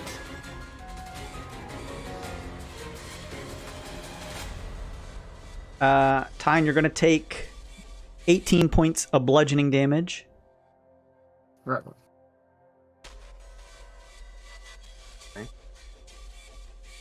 And 17 points of radiant damage. Still alive. I think I'm going to start making public rolls, actually. Why is that, Jason? Just because it's starting to get a little hairy. It is going to turn towards you, Professor Bark. You're blinded, so it's going to make a just like point blank shot, but I think it still gets to roll neutrally. Using a silvered ray this time. Oh boy. That kills apes instantly. They're apes. Apes It are. would you. Oh my gosh. But It's a natural fuck 20. off. Hey! Oh my gosh. Good Yeah. boy. Yeah. You It's only love minorly crushing. you love to see it. Martin, dude. Holy shit. Oh, That was very scary. Oh my gosh, that was very scary. I was on the edge of using it, then I saw green text and I didn't even look to see what it said. You are struck with 25 points of radiant damage, and I need you to please make me a charisma saving throw, please, as this silvered ray strikes you. I think, remember, if you have any save juice left, you could get advantage from the shadow shield. Yeah, actually we do. Oh boy. My 2 minus stats. Intelligence and charisma. Oh no. What? Monkeys are so charismatic. What do you mean? Did you say straight up? Charisma Or saving throw. disadvantage? Regular. No, it just be at advantage, yeah. Normal 9. If you still have, okay. Oh, Is that yeah, that's why the advantage. Okay. with shadow shield? If you have any left, yes, you have advantage. 7. It went worse. The silvered ray strikes you, Professor Bark. You feel your body tensing up. You are stunned until the end of your next turn. Oh no! The living light then turns down, staring you down, Forte. An intense light piercing around. Oh no, it wouldn't. Okay. It had disadvantage on time, which is important.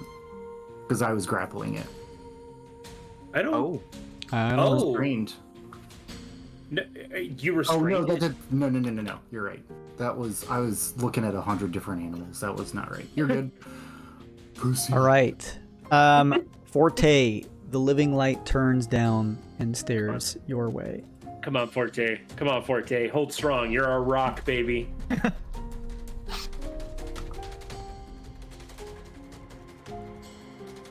And fires a star flare. Now you are at point blank range and you're no longer blinded, so this is at disadvantage. Oh. First roll is a 22. That will not hit. 19. The That will bolt not hit. goes by. It can't willingly move because it's grappled, so it's going to take more swarm damage. Con save! Con DC 15. save incoming. Makes it. He takes 12 damage. Right, good stuff. That's gonna put it here. And it is done, which means Opie up next. Opie! Opie. Now that it's grappled and stuff, although I guess it doesn't really make a difference. Should I still fairy fire it? Yes. Okay. It will help, unless you can just lay in a bunch of Yeah. damage. Nah, I'm gonna verify it for y'all. That's a DC 14 dexterity save, Jason. It fails.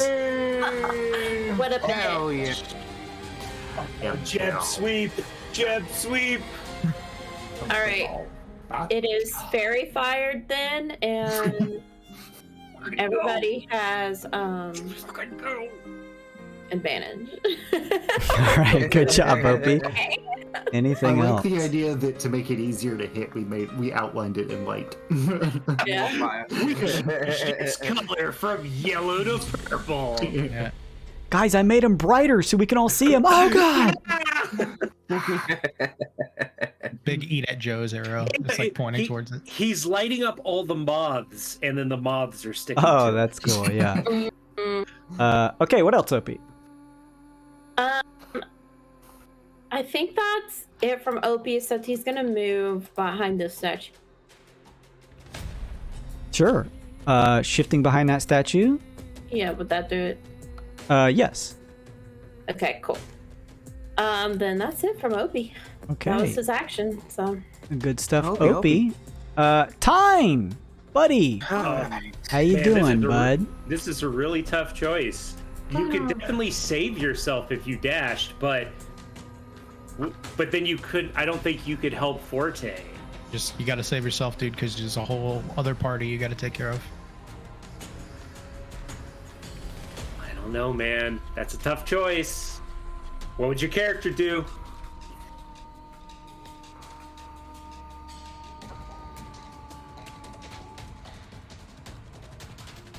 For what it's worth, to get a little rules lawyery, for what it's worth, you can drop prone, I think, is a free action. I'll double check that, but if you're prone, I think I'll let you stuff- prone as a free action. Yeah. Takes like a split I- second to do. I believe ranged attacks at disadvantage when you're prone. Yes. It's just rough because if you need to stand up next turn, Half that wastes movement. your action. Yep. Yeah. Well, half movement at stand up. So Oh, it that's doesn't right. even waste an action. Thinking about Pathfinder, sorry. I'm gonna say that sounds like some Pathfinder rules. Some Pathfinder shit. Oh, it's so elegant, the 3-action system. It just works. He's gonna get it in at some point. We're gonna play it. Oh, I'll make you fuckers play it. This is the finale. So my second and last 5th level spell. Oh baby, Shut up. what is it? Once again, Mass Cure Wounds. Within 30 feet of me, so that includes Forte and Opie. And big boy. Get 24 plus an extra 10 for the unicorn. So we each get 34 healing. Brilliant. Quite literally. Myself, Good- yeah, good and play, I mean Professor Bark too. Actually, if he Yep. needs it, You topped up. he gets the 10, not the 24. Oh, not. Oh shit. I don't think you're within. Are you within 30 feet of me? Yeah. Yeah, he's touching the Oh, radius. Okay, yeah. Then yes, you get the full 34 then. It's like And that. then so that was my action, right? Mass Cure Wounds is an action, not a bonus action. Yes, one action. Okay. Just make sure. Sorry. I don't have any other good bonus actions. I will go prone. You drop down to the ground, Tyne. Good stuff. Professor Bark! You are stunned until the end of your turn. You are no longer stunned.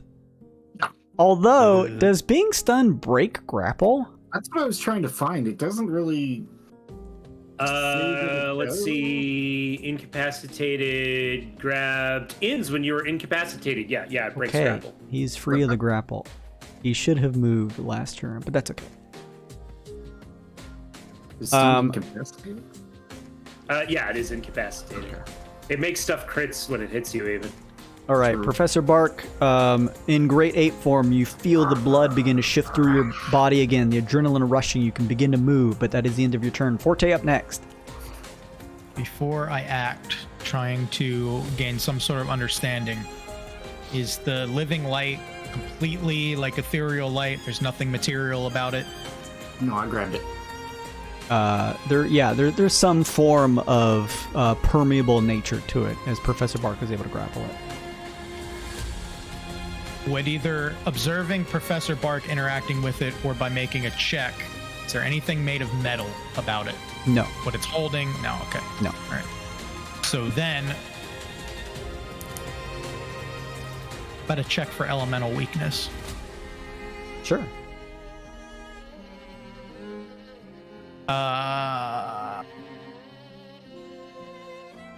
-1 in Arcana. I don't know what would work there. I'd take that. What do yeah.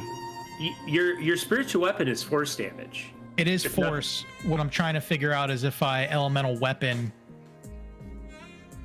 and change my damage, because everything I do is radiant or fire. I flip my damage over to something else. But Give me a bonus check. action and then regular. I would say that's an Arcana check. Yeah, that's fine. That's a 3. No idea. Knowledge checks are free anybody though. He's weak to macaroni and cheese, you guys. If I did like a nature check on it, could I try to pick out like Sure. weaknesses, like if it's weak to other type of elements or Sure. anything? Ooh, I tried to. I was hoping you were gonna say that. Me and Lincoln are like, I think he's weak to bug. Yeah. Tyne, 24 you nature. don't know if this thing is weak to anything or vulnerable to any type of damage, but studying it, you know that it is likely the case that necrotic, poison, or radiant does nothing to this thing.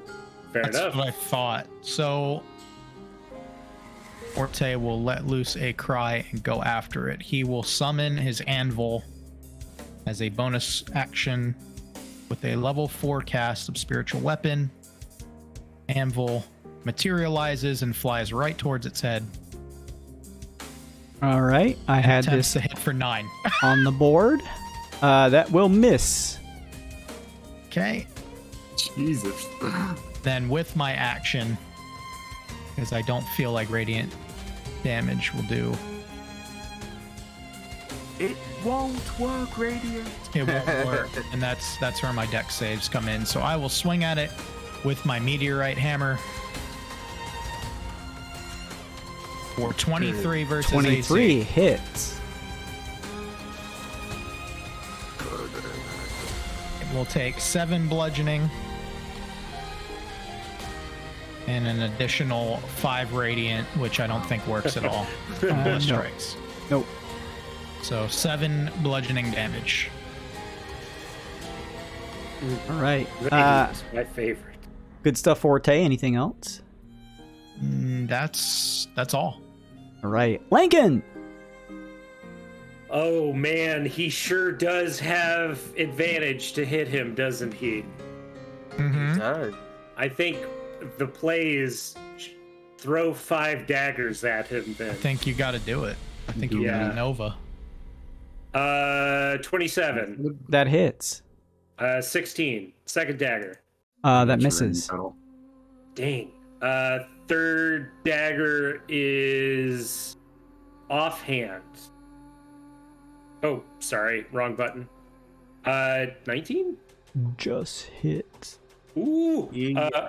All right, so 10 more damage. Plus 10. Action surge. 28. That hits. Plus 14. Oh, you're keeping track of it. Thank you. Yeah. Gotcha. Another second attack from the action surge. Oh, wait. I'll use my last +1 on that. Sure. Does For that hit? 19? 19? 19 just hits. Oh, yeah, boy. For an additional 12. And then I'm going to use my very last resource. My shadow does another blade of shadow out of him for one last attack. Yeah. For 26. That'll hit. An additional 15 damage. For a total of 67. Ah, too short. It was almost nice. Good rapper. Almost nice. You just let loose with all limbs available to you, Lincoln. A series of daggers. Grows extra arms and throws more daggers. You watch as much as you can physically do as the living light begins to shift. Its form once completely a uniform, almost blinding light, but now pockets of it shining brighter and softer than others. It almost appears as it's growing slightly unstable. I hunger. Jimmy, kill this thing. Uncle Jimmy up next. Like a weird, lanky, sloth-like creature, a spider climb. I'm going to crawl around the statue and down to here. They gave you +1. And take it. Oh, there we go. Hell yeah. Oh man, I could just see it in slow motion, him walking around the statue and just fucking leveling the crossbow at this motherfucker.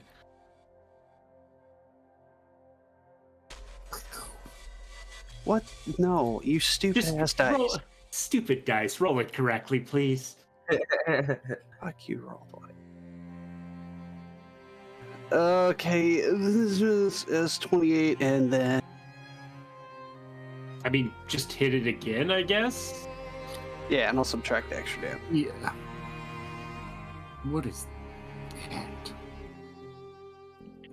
How come your plugin's fucked up, bro? I don't understand why it rolls so weird. Yeah. Probably a setting. You need to fucking uninstall it and reinstall it, because that's some nonsense. It's unintelligible. I don't know what to add or subtract from. -6, I guess, from that? Minus... Yeah, I just don't take the second. I just don't take the second part of the other tax. So that's 12 plus 16 plus 16. No, That this doesn't is help. correct. Yeah.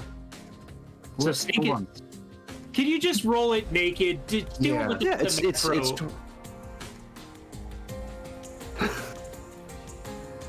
So 12, right? Yeah, 12. Plus Okay. 16 for the Plus sneak the attack, so 16 that for 28 is sneak correct. attack. So Plus 28.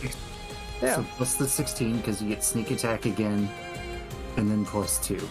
Plus 2. So Yeah. 28 plus 18, 36. Should be. Wait, what? 46. Thank It's you. just, yes, yeah. There you go.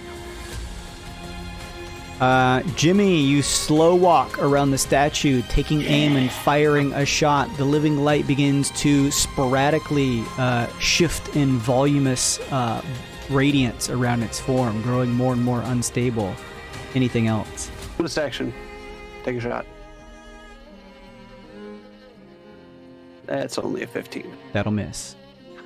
I make a full circle and crawl right back behind this. Now, actually, you know what? There's a lot of targets, not a lot of targets out here, and I can take a little bit. So I'll simply stay here.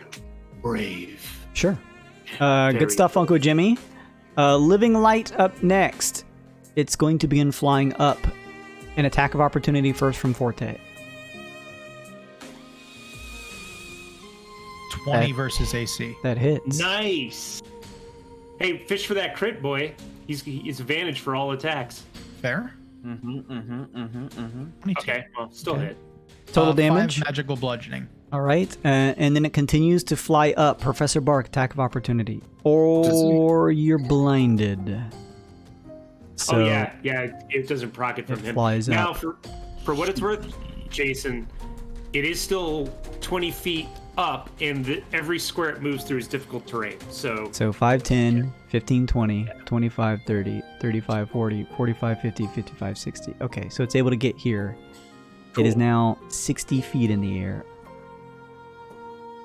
okay, that's not great. Nope. It opens up its voluminous robe-like hands, pushing itself back into the pillar of light, firing a volley of shots. Uncle Jimmy, one coming your way. That will hit. Oh yeah, well, jeez. Well, I don't know. If it's got a bonus of like +2, maybe we're in. No. Oh, it's more than. You take 25 points of bludgeoning damage, Uncle Jimmy. Uncanny dodge, take half. Hang on. We're not done yet. He's got to roll the radiant. That's right. An additional 10 radiant damage. So that's 35, you said? Overall, yes. Alright, so half. It then fires another shot at you. Jimmy, yay! That will likely miss at 14 versus AC. 19 armor class. All right. Hell yeah. It turns a silvered ray towards Tyne, trying to fire it at him with a final shot. Don't do it. At disadvantage. Don't do it. At disadvantage. Oh. Hang on. Disadvantage. Why? What? Because he's prone. Oh, that's right. That's right. 'Cause I'm He's prone. prone. Okay. Hey, good, smart thinking. I'm proud. Oh, That still hits. There's a That still 22 hits. hit. Yeah, that actually is 21. Yes. Yes, Jason. All right. The silver ray strikes into your back, Tyne, as you take 31 points of radiant damage. Ooh. And this I one. need an intelligence saving throw. Or no, sorry, a charisma saving throw. Oh, this is the silvery one. Okay. Whew. Charisma. You said charisma? Correct. Which might be a good save for you. Remember, Yeah, if you have actually, Shadow Shield, you still have finally advantage it- on it. I do, because I've only used one save. Bay's giving you +1. We should have kept track. Thank you, Bay. Plus, I get advantage. Oh, no, advantage on wisdom. But still get it from the shadow thing. 21! Good job, dude. Is that Okay. enough? You feel the silvered ray entering your body. However, you don't. Knowing your friends need your help, you overcome the sensation of being stunned. It is done. Opie up next. Bitch. All right.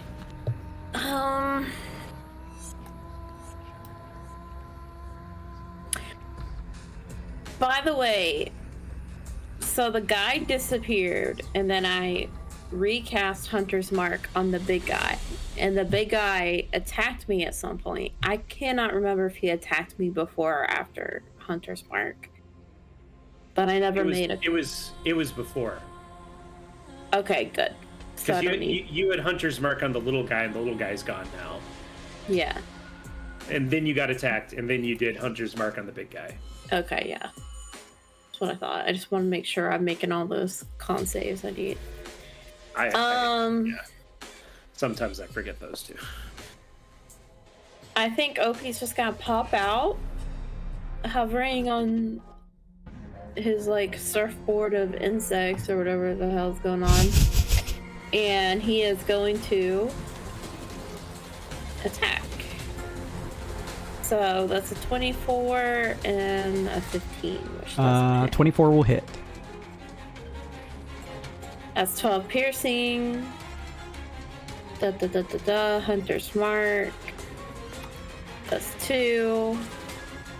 14 total. 15 total. All right, good stuff, Opie. Anything else? I think that's it from Opie. All right, Opie, looking up high in the sky, almost like an angelic figure, but one that certainly hurts your skin. You fire off 2 shots to land into it, the sporadic lighting growing more and more erratic. Anything else? No. All right, good stuff. Tyne. Yee. Okay.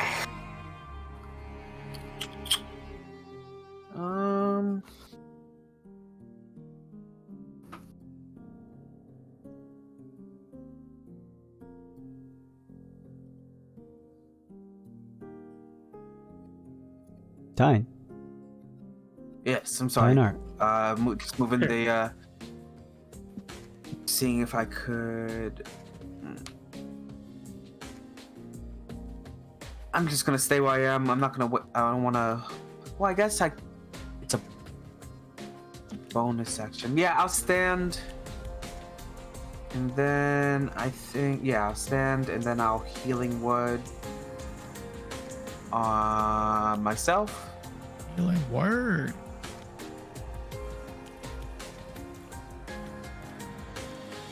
Yeah, stay alive, big boy. 16, and everyone gets 10 in the radius. I got 26 though. Good character. And so now I will move, I think, yeah. You said you need life cleric. Fucking for real, though. Okay. Love my healers. Remember, you have to have half movement to stand up from prone. Oh, okay. I thought it was just an action, sorry. And you can see so because he barks after you that he's gonna pull this guy out this direction. Do I still have an action then? Yes, it only takes half your movement to stand up. Oh, sweet. Oh, in that case, I'm also gonna file some more magic missiles at big guy. Magic missiles. Because Swish why and not? Flick the shit out of it. Come on, dude. Got it? That It's another second crit. level. So that's another 24, I think, right? Casual shit out 24 damage that automatically hits. Just- Tyne, you throw your wand up as several homing missiles of arcane light fire out from it. You watch as they strike the living light. Rays of pure radiance begin to exit from the form of the living light. You all watch as they strike down the stonework of the platform. Each of these small rays, probably about fist size in width, as they cut through the area, they just cut right through the stone, digging even deeper. It grows more unstable. Anything else? Ooh. Actually, so yeah, since it looks like since Professor Bach's gonna pull it further away from me, I will. I'm Actually, I will interested to probably see move. this.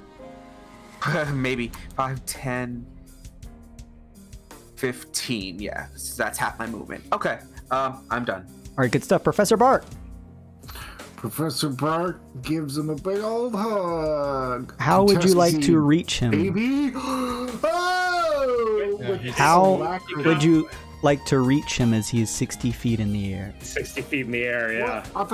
I thought he came back down. Nope. Nope. Oh, fuck. Sorry, bud. Does ape have poop throw? Can ape throw poop? I mean, Ape has super legs for jumping to Yeah. get all the way up there, right? we can only make one of those. I throw a rock at him. I got a rock.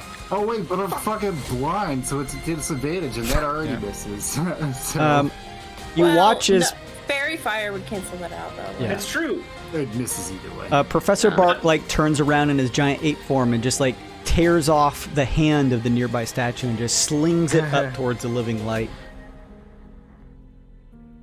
You got a crit, man. That was for when I thought I was gonna athletics check it.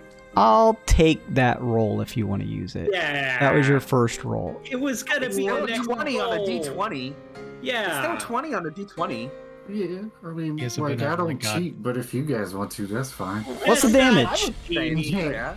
29 to hit That's does 32 damage. That's a lot of damage for a fucking rock. It's a big rock. I'm a big He's a big monkey. monkey. Apes together rock. The rock strikes the living light. You watch as one of its dual forms begins to shift, pulled inside of the other as it begins to almost grow and form. Not geez. mechanically, but it is growing unstable. Good stuff, Professor Bark. Anything else? I shout at it. All right. Forte. All right. I don't think I can move. The hammer or the anvil can only move 20 feet as a bonus action. I don't think I can reach it since it's moved 60 feet up in the air.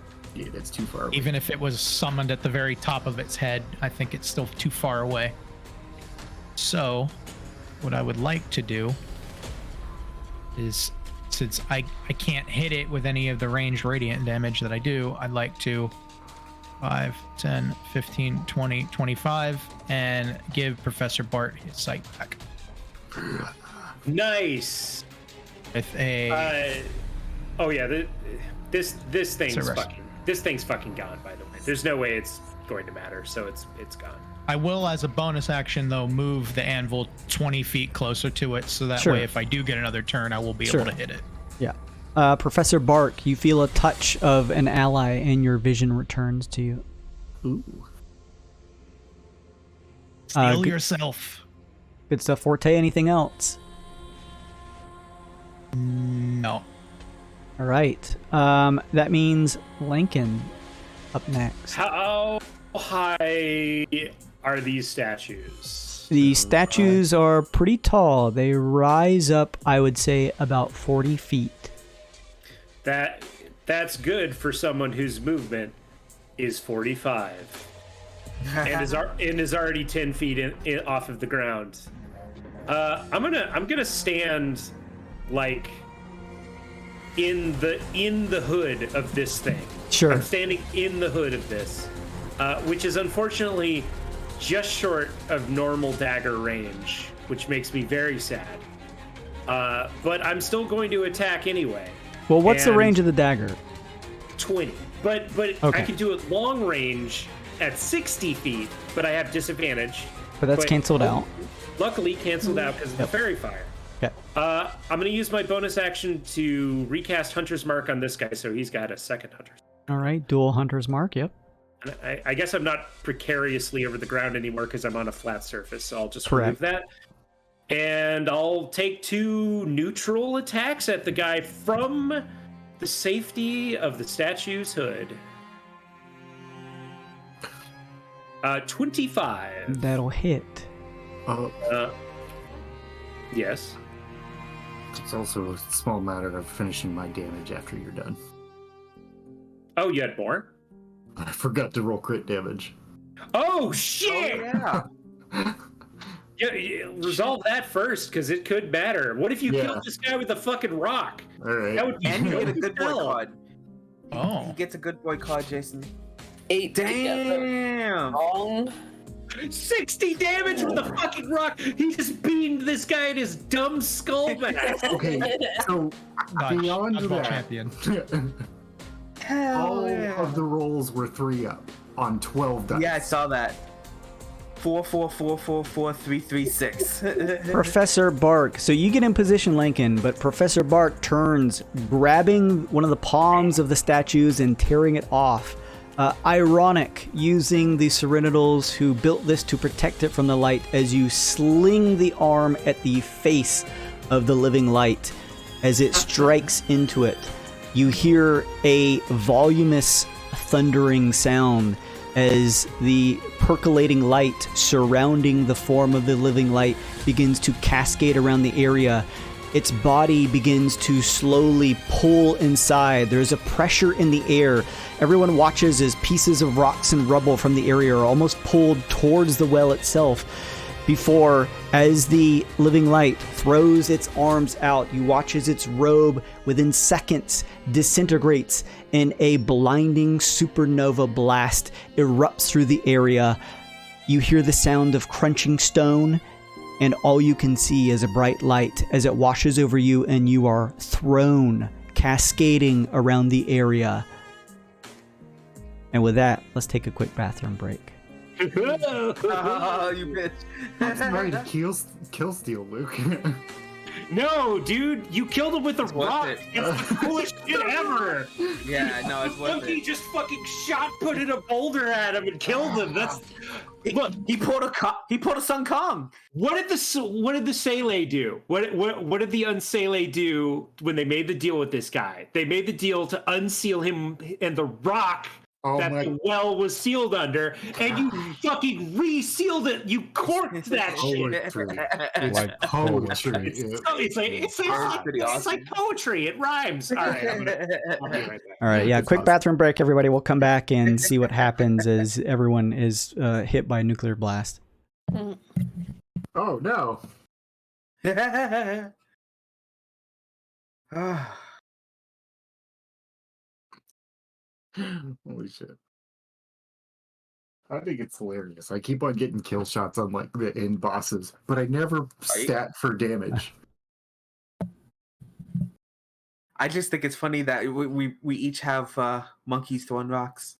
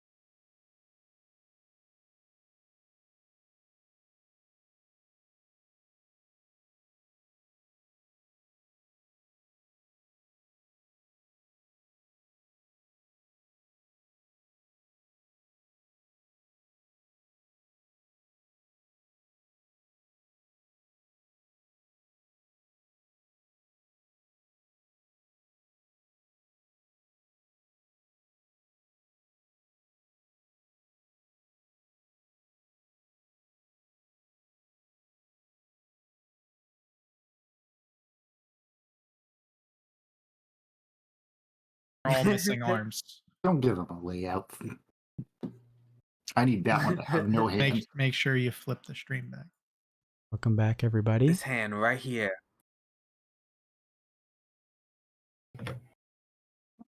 So, Oh, man.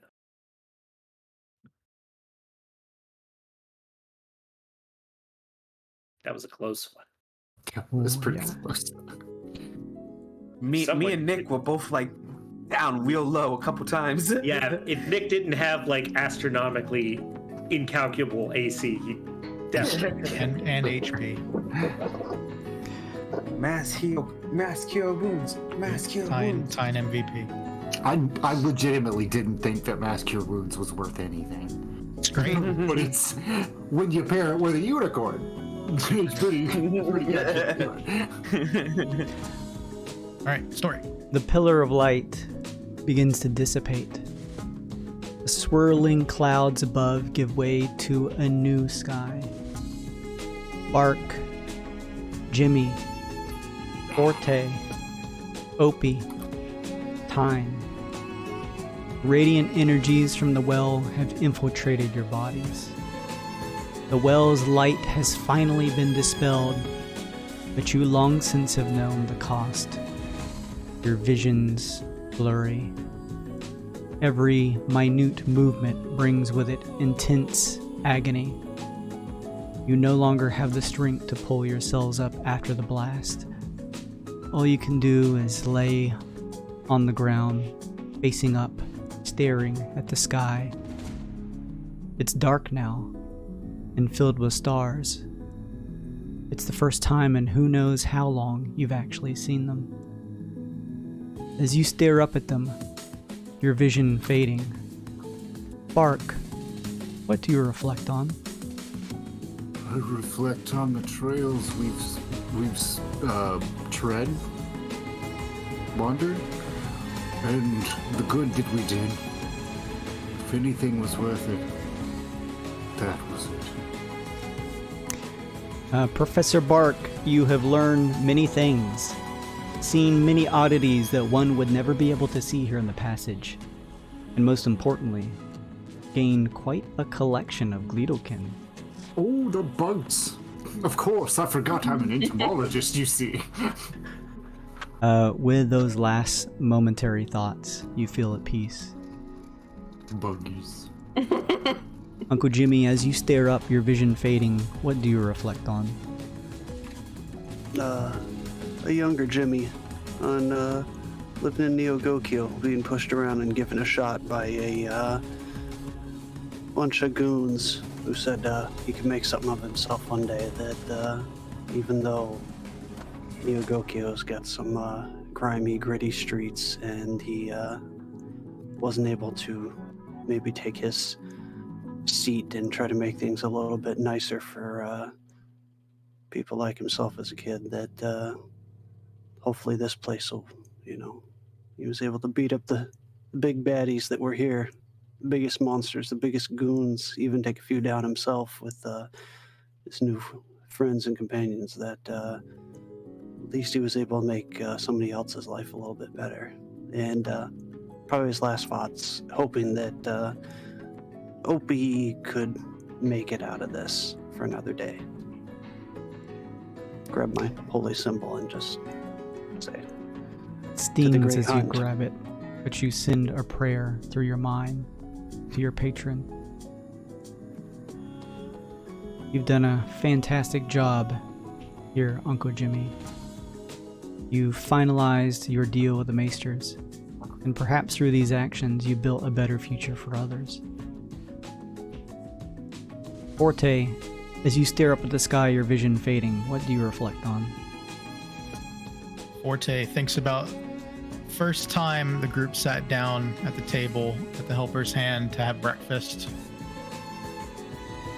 Kind of remembering all the sights and sounds, what the breakfast was like, drinking dwarven ale, Thynar smoke, and just thinks about that wonderful well that we all met up at. And smiles. Forte, you came here to keep the wagon in check and your teammates alive and well. And you saw that through to the end. You feel at peace. Opie, as you stare up at the sky, your vision fading, what do you reflect on? I think Opie just thinks about his moms. Pashta and Nin, that's their names. Nice. And they're expecting him back from his journey, and he's not gonna come back. And they're gonna be sad, but he thinks they'll know that,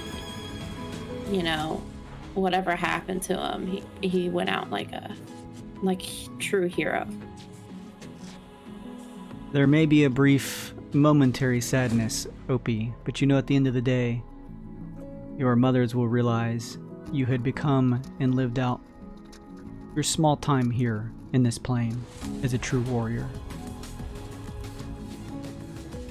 Tyne, as you stare up at the sky, your vision fading, what do you reflect on? Tyne feels peaceful. He's proud to die the way he lived, protecting nature in the natural way in the world around him. He's surprised that he does feel a little sadness. He will miss the feel of the rain and watching the sunrise. But satisfied, like I said, just, he got to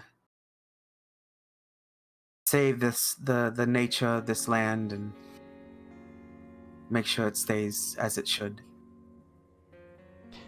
As you lay there, Tyne, looking up, you see the visage of what almost looks like a version of yourself. ethereal, made of rippling water. Likely some deeper form that you are connected to through your racial heritage. Oh, yeah. It points forward, and you have just enough strength to look up and around and see a vision of a land not covered in unseelie structures or the grossness of flesh, but instead beautiful vegetation and a clear blue sky. You are at peace. Lincoln, you see the sky above. The stinging sensation of the radiance from the well still lingering. You feel the desire to get up, to continue to fulfill the lady's task for those of your party that may still be alive. But as you look down, you see nothing below your skull, your jawbone, and whatever else was left of your form crushed by the blast of the living light as it went supernova. The only thing remaining, the golden thread tied to the interior of your skull that once bound it all together. As you peer around with your new eyes, you see several dozen yards scattered around the area are your allies, none standing. All around falls rubble of the Fey Empire that had once been built around the well, now nothing but ruin. You then see a figure pulling themselves out of the nearby rubble. It is the Fey Broker. What a bitch. You watch as he drags himself over towards you, a smile on his face showing bloodied teeth, his vestments red. He looks to you crawling over and says, "You did it. You really did it. I hope it was worth it." Of course.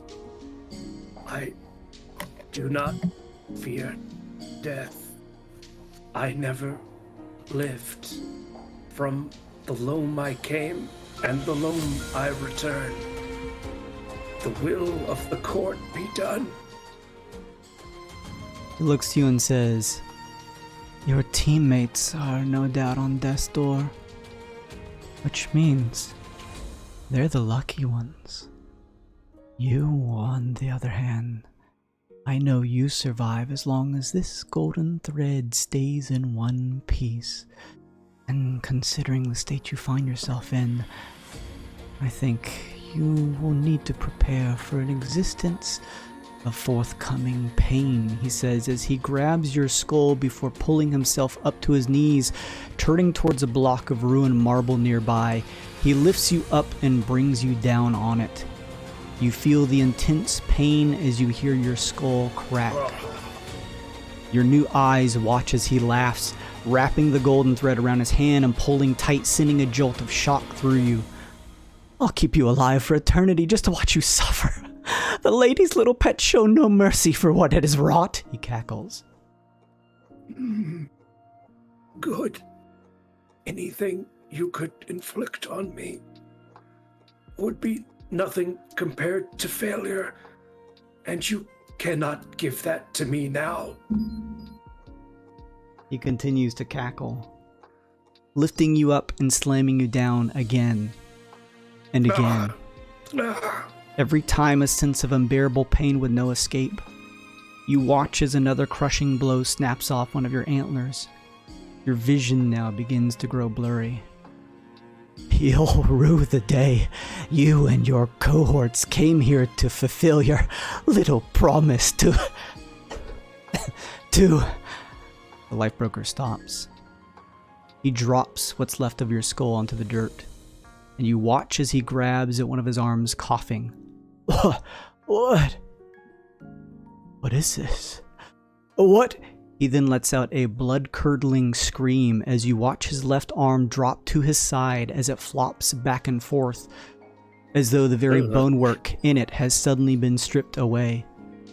The Lightbroker continues to screech as he looks towards his other arm, watching the same process happen to it.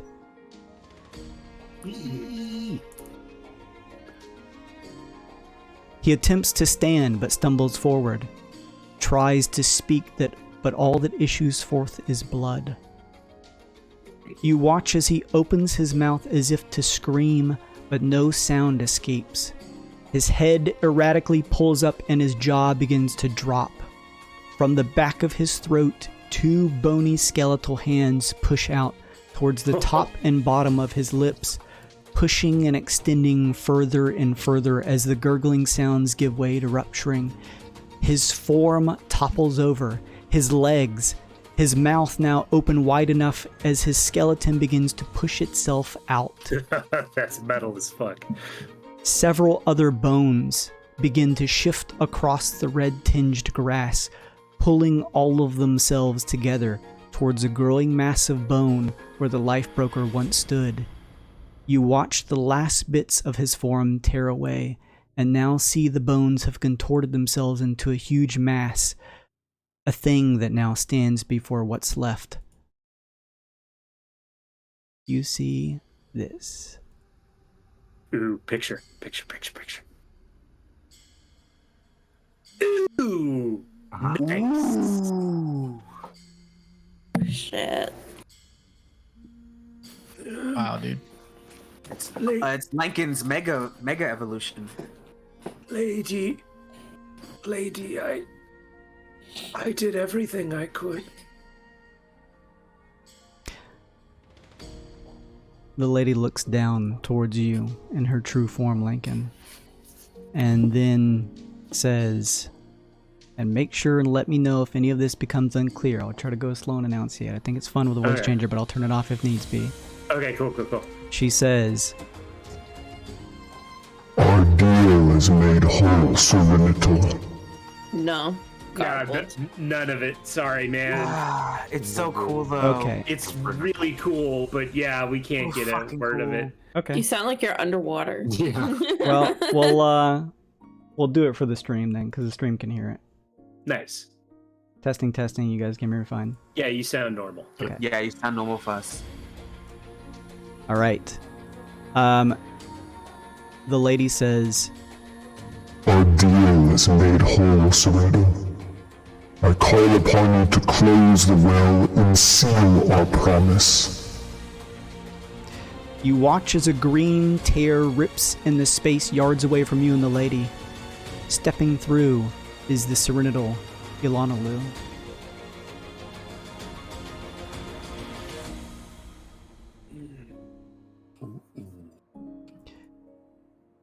She, the same one that you had met, the first woman of the Helper's Hand Guild that you had talked to in the first region.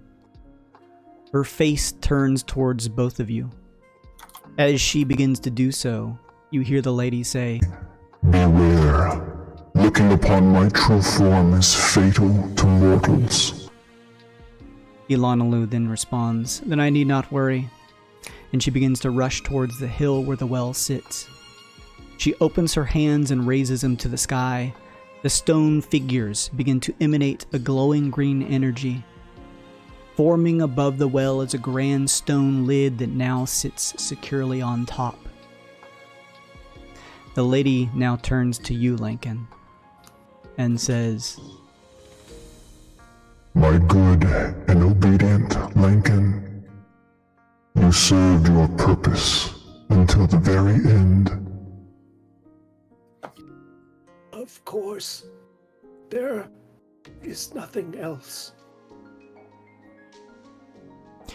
The lady begins to step towards you slowly. Your vision begins to fade. Your hearing giving out. You hear Ilanalu shout, Wait! Stepping over towards the two of you. You watch as Ilanalu relays something to the lady, but you can't quite make it out. As she finishes, Lady Deadmore turns back to you once more and says, Our agreement with the Serenitals is complete, but your task is always to see the safety of the well-wishers until they meet their end. Your journey, Lincoln, It appears has merely begun. Now come. Come to me. As she says this, she extends open her mouth. Several skeletal arms from various creatures reach out to grip around what is left of your skull, pulling you into the cold embrace of her interior. Everything going dark.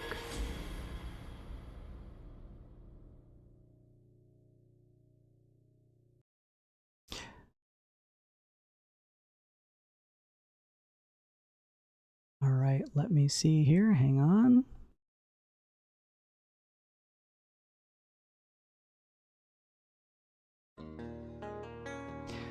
The scene pulls up to the starry night sky above. Well-wishers, your job is complete. The last well is closed. Your odyssey has come to an end. But before we end tonight, the scene shifts.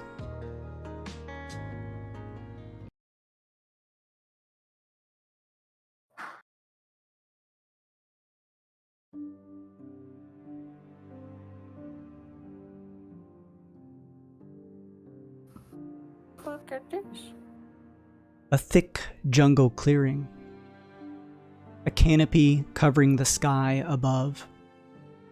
Within the clearing is a figure. Lincoln, standing completely still. His body appears rebuilt, maybe a few bony pieces even added since he was last seen. Thick moss and vegetation covers his form. In front of him, an aged harmonic emitter sits in the grass, a soft, glowing green blinking out from under the flora covering it. It makes a soft humming noise. The sound of voices can be heard as two figures push through the jungle brush to enter the area. One, pushing through the clearing, is Alanalu. The other is Harper. Oh, shit. Oh. That's a callback. Alanalu turns towards you, Harper, and says, "Thank you so much for your help. I knew calling upon you and your musical talents to find this hidden location was a wise decision." Anything for you, babes. She turns to view you, Lincoln, and says, "It's been some time, hasn't it?" If you say so, it's hard to tell. She says, With it being year 102 now, that means roughly 52 years have passed since we last saw one another. I hope that you've been holding up well. I am still here. I set up the emitter so that when the time came, it would produce a sound that would help lead us back to it. It is thanks to Harper here that I was able to find it again. Harper, meet Lincoln. Ooh, I like this tune. Something tells me we got a lot in common. Your magic is familiar. Your song is bright. But it is a tune I recognize. Ilanalu looks and says, she says, the emitter coming back to life can only mean one thing. It is time for us to head inside. It may be difficult, as I doubt you've moved in some time, Lincoln.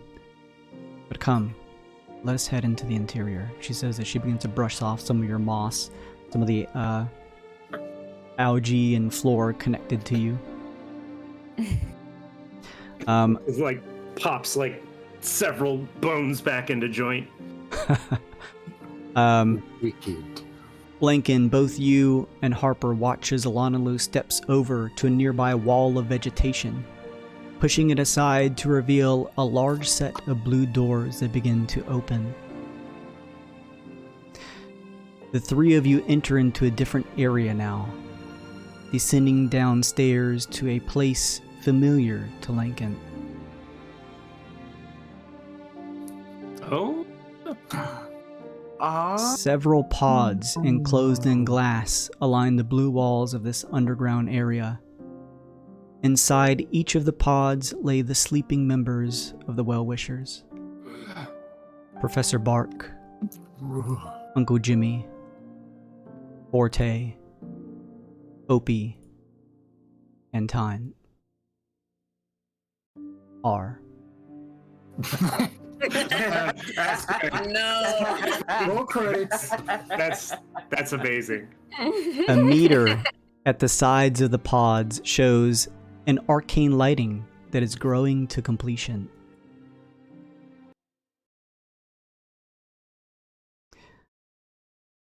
Ooh, sounds like this song's coming to an end.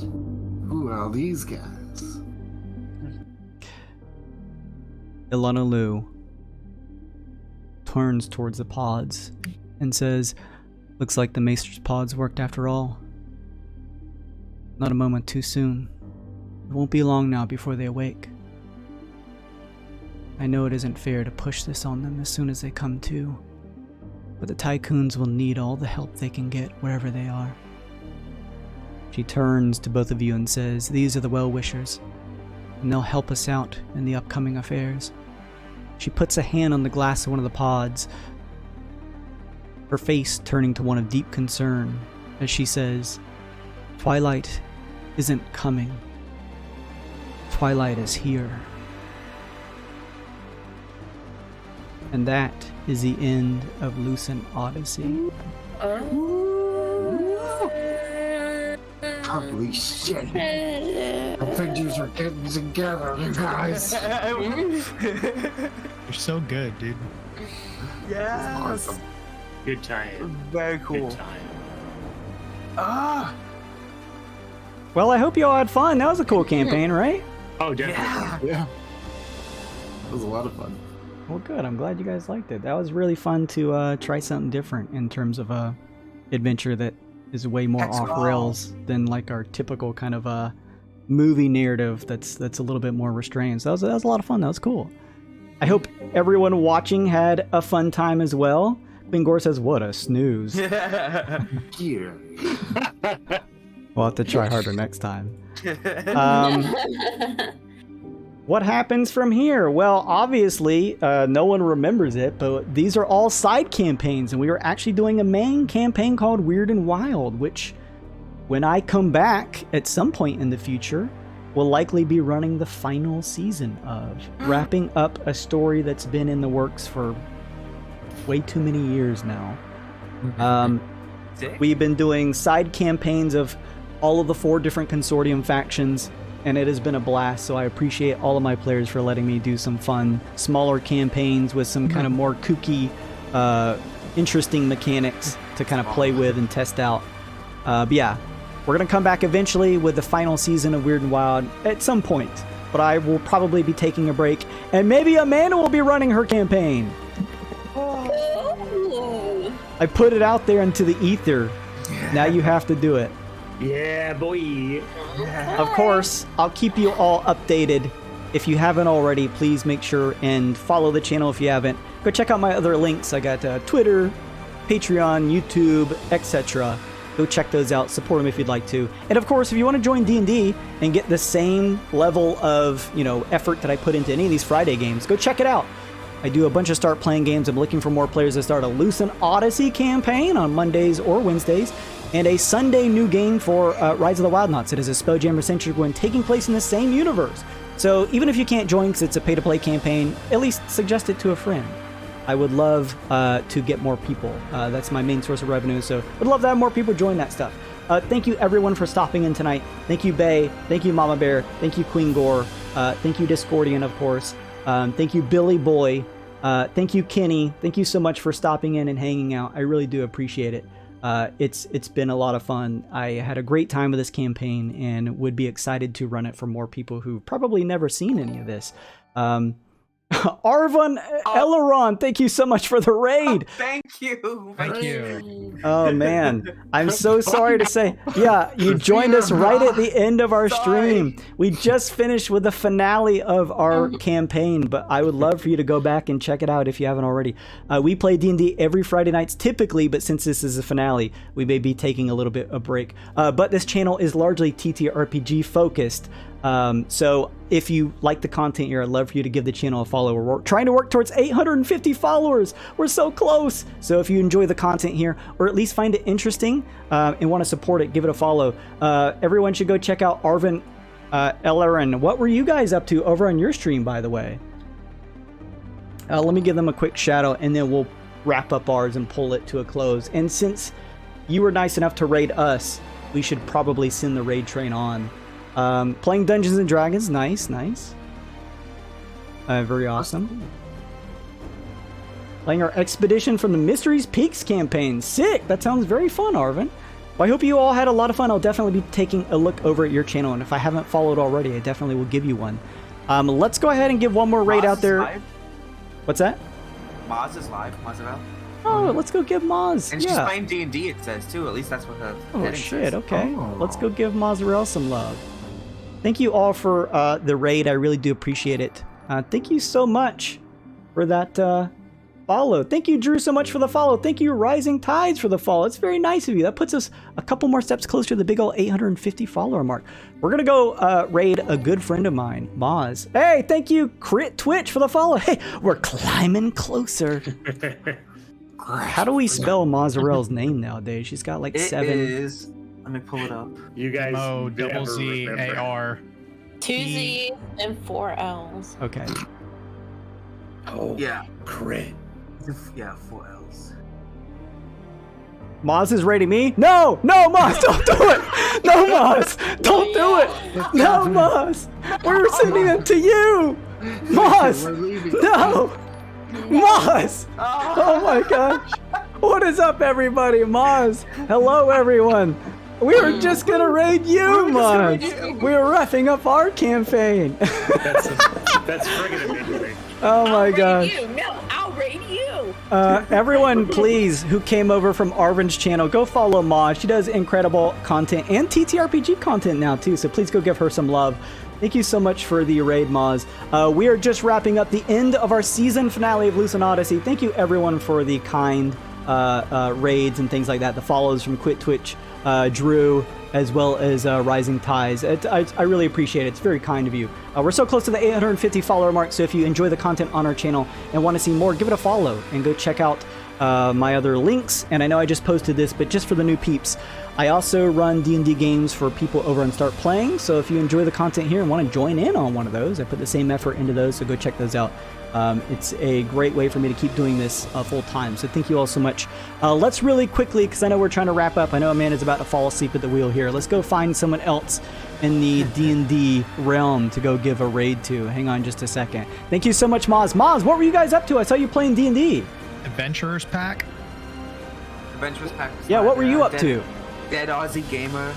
He's doing Pathfinder. Oh, thank you, Moz. Patrician's choice. Who are we picking? Someone give me someone to raid and we'll raid them. Homebrew World of the community? Sick. Dead Aussie Gamer is playing Pathfinder. All right. He's only got 24 viewers. Let's only 24. Holy shit. Yeah. Throw their name in the chat and we'll give them a raid. They're playing the Devil's TTRPG, but we'll go give them a raid. The devil is a smart man, I'll have you know. Oh, you're talking religion, Moz? Oh, spicy. I'll have to check that out. It's late for us, so we're gonna go ahead and wrap things up and give Dead Aussie Gamer a little bit of some love. He popped on a little while back, so I want to give him some love. I think that's why I follow him. Yeah, so we're gonna go give a raid for them. It's probably /raid. I know how to do Twitch. I've only been doing this for several hundred years. Thank you all so much for stopping in. I hope you'll check out the content. I know you kind of came in at the tail end of things. I hope you'll give the content here on the channel a look. I put a lot of work and effort into it. We had an amazing finale, I think, here. So if you want to rewatch that, check it out, or just watch the whole campaign if you're insane like that. But either way, thank you so much for stopping in, everyone.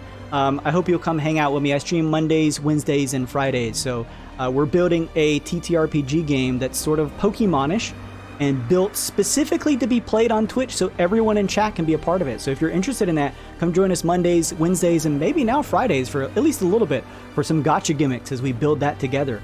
Go check out Moz. Go check out Arvin. We're going to give Dead Aussie Gamer a little bit of a raid. Go give him some love. Make sure and follow his channel. That's it for us for tonight. Thank you so much. We will be in touch. I'll keep you updated on when we may come back, all of us together as a group. But in the meantime, go make sure and go check out our Discord. Go hang out with us. Maybe we'll stream some games sometime. And yeah, thank you so much for being a part of this experience with us. That's it for me. Let's go raid Dead Aussie Gamer. Goodbye, everybody! Bye-bye. What do you guys think happened? One of the players Robbie played with got carried away and killed him. Well, that's kind of far out. Mazes and Monsters is a far-out game. Swords, poison, spells, battles, maiming, killing. Hey, it's all imagination. Is it?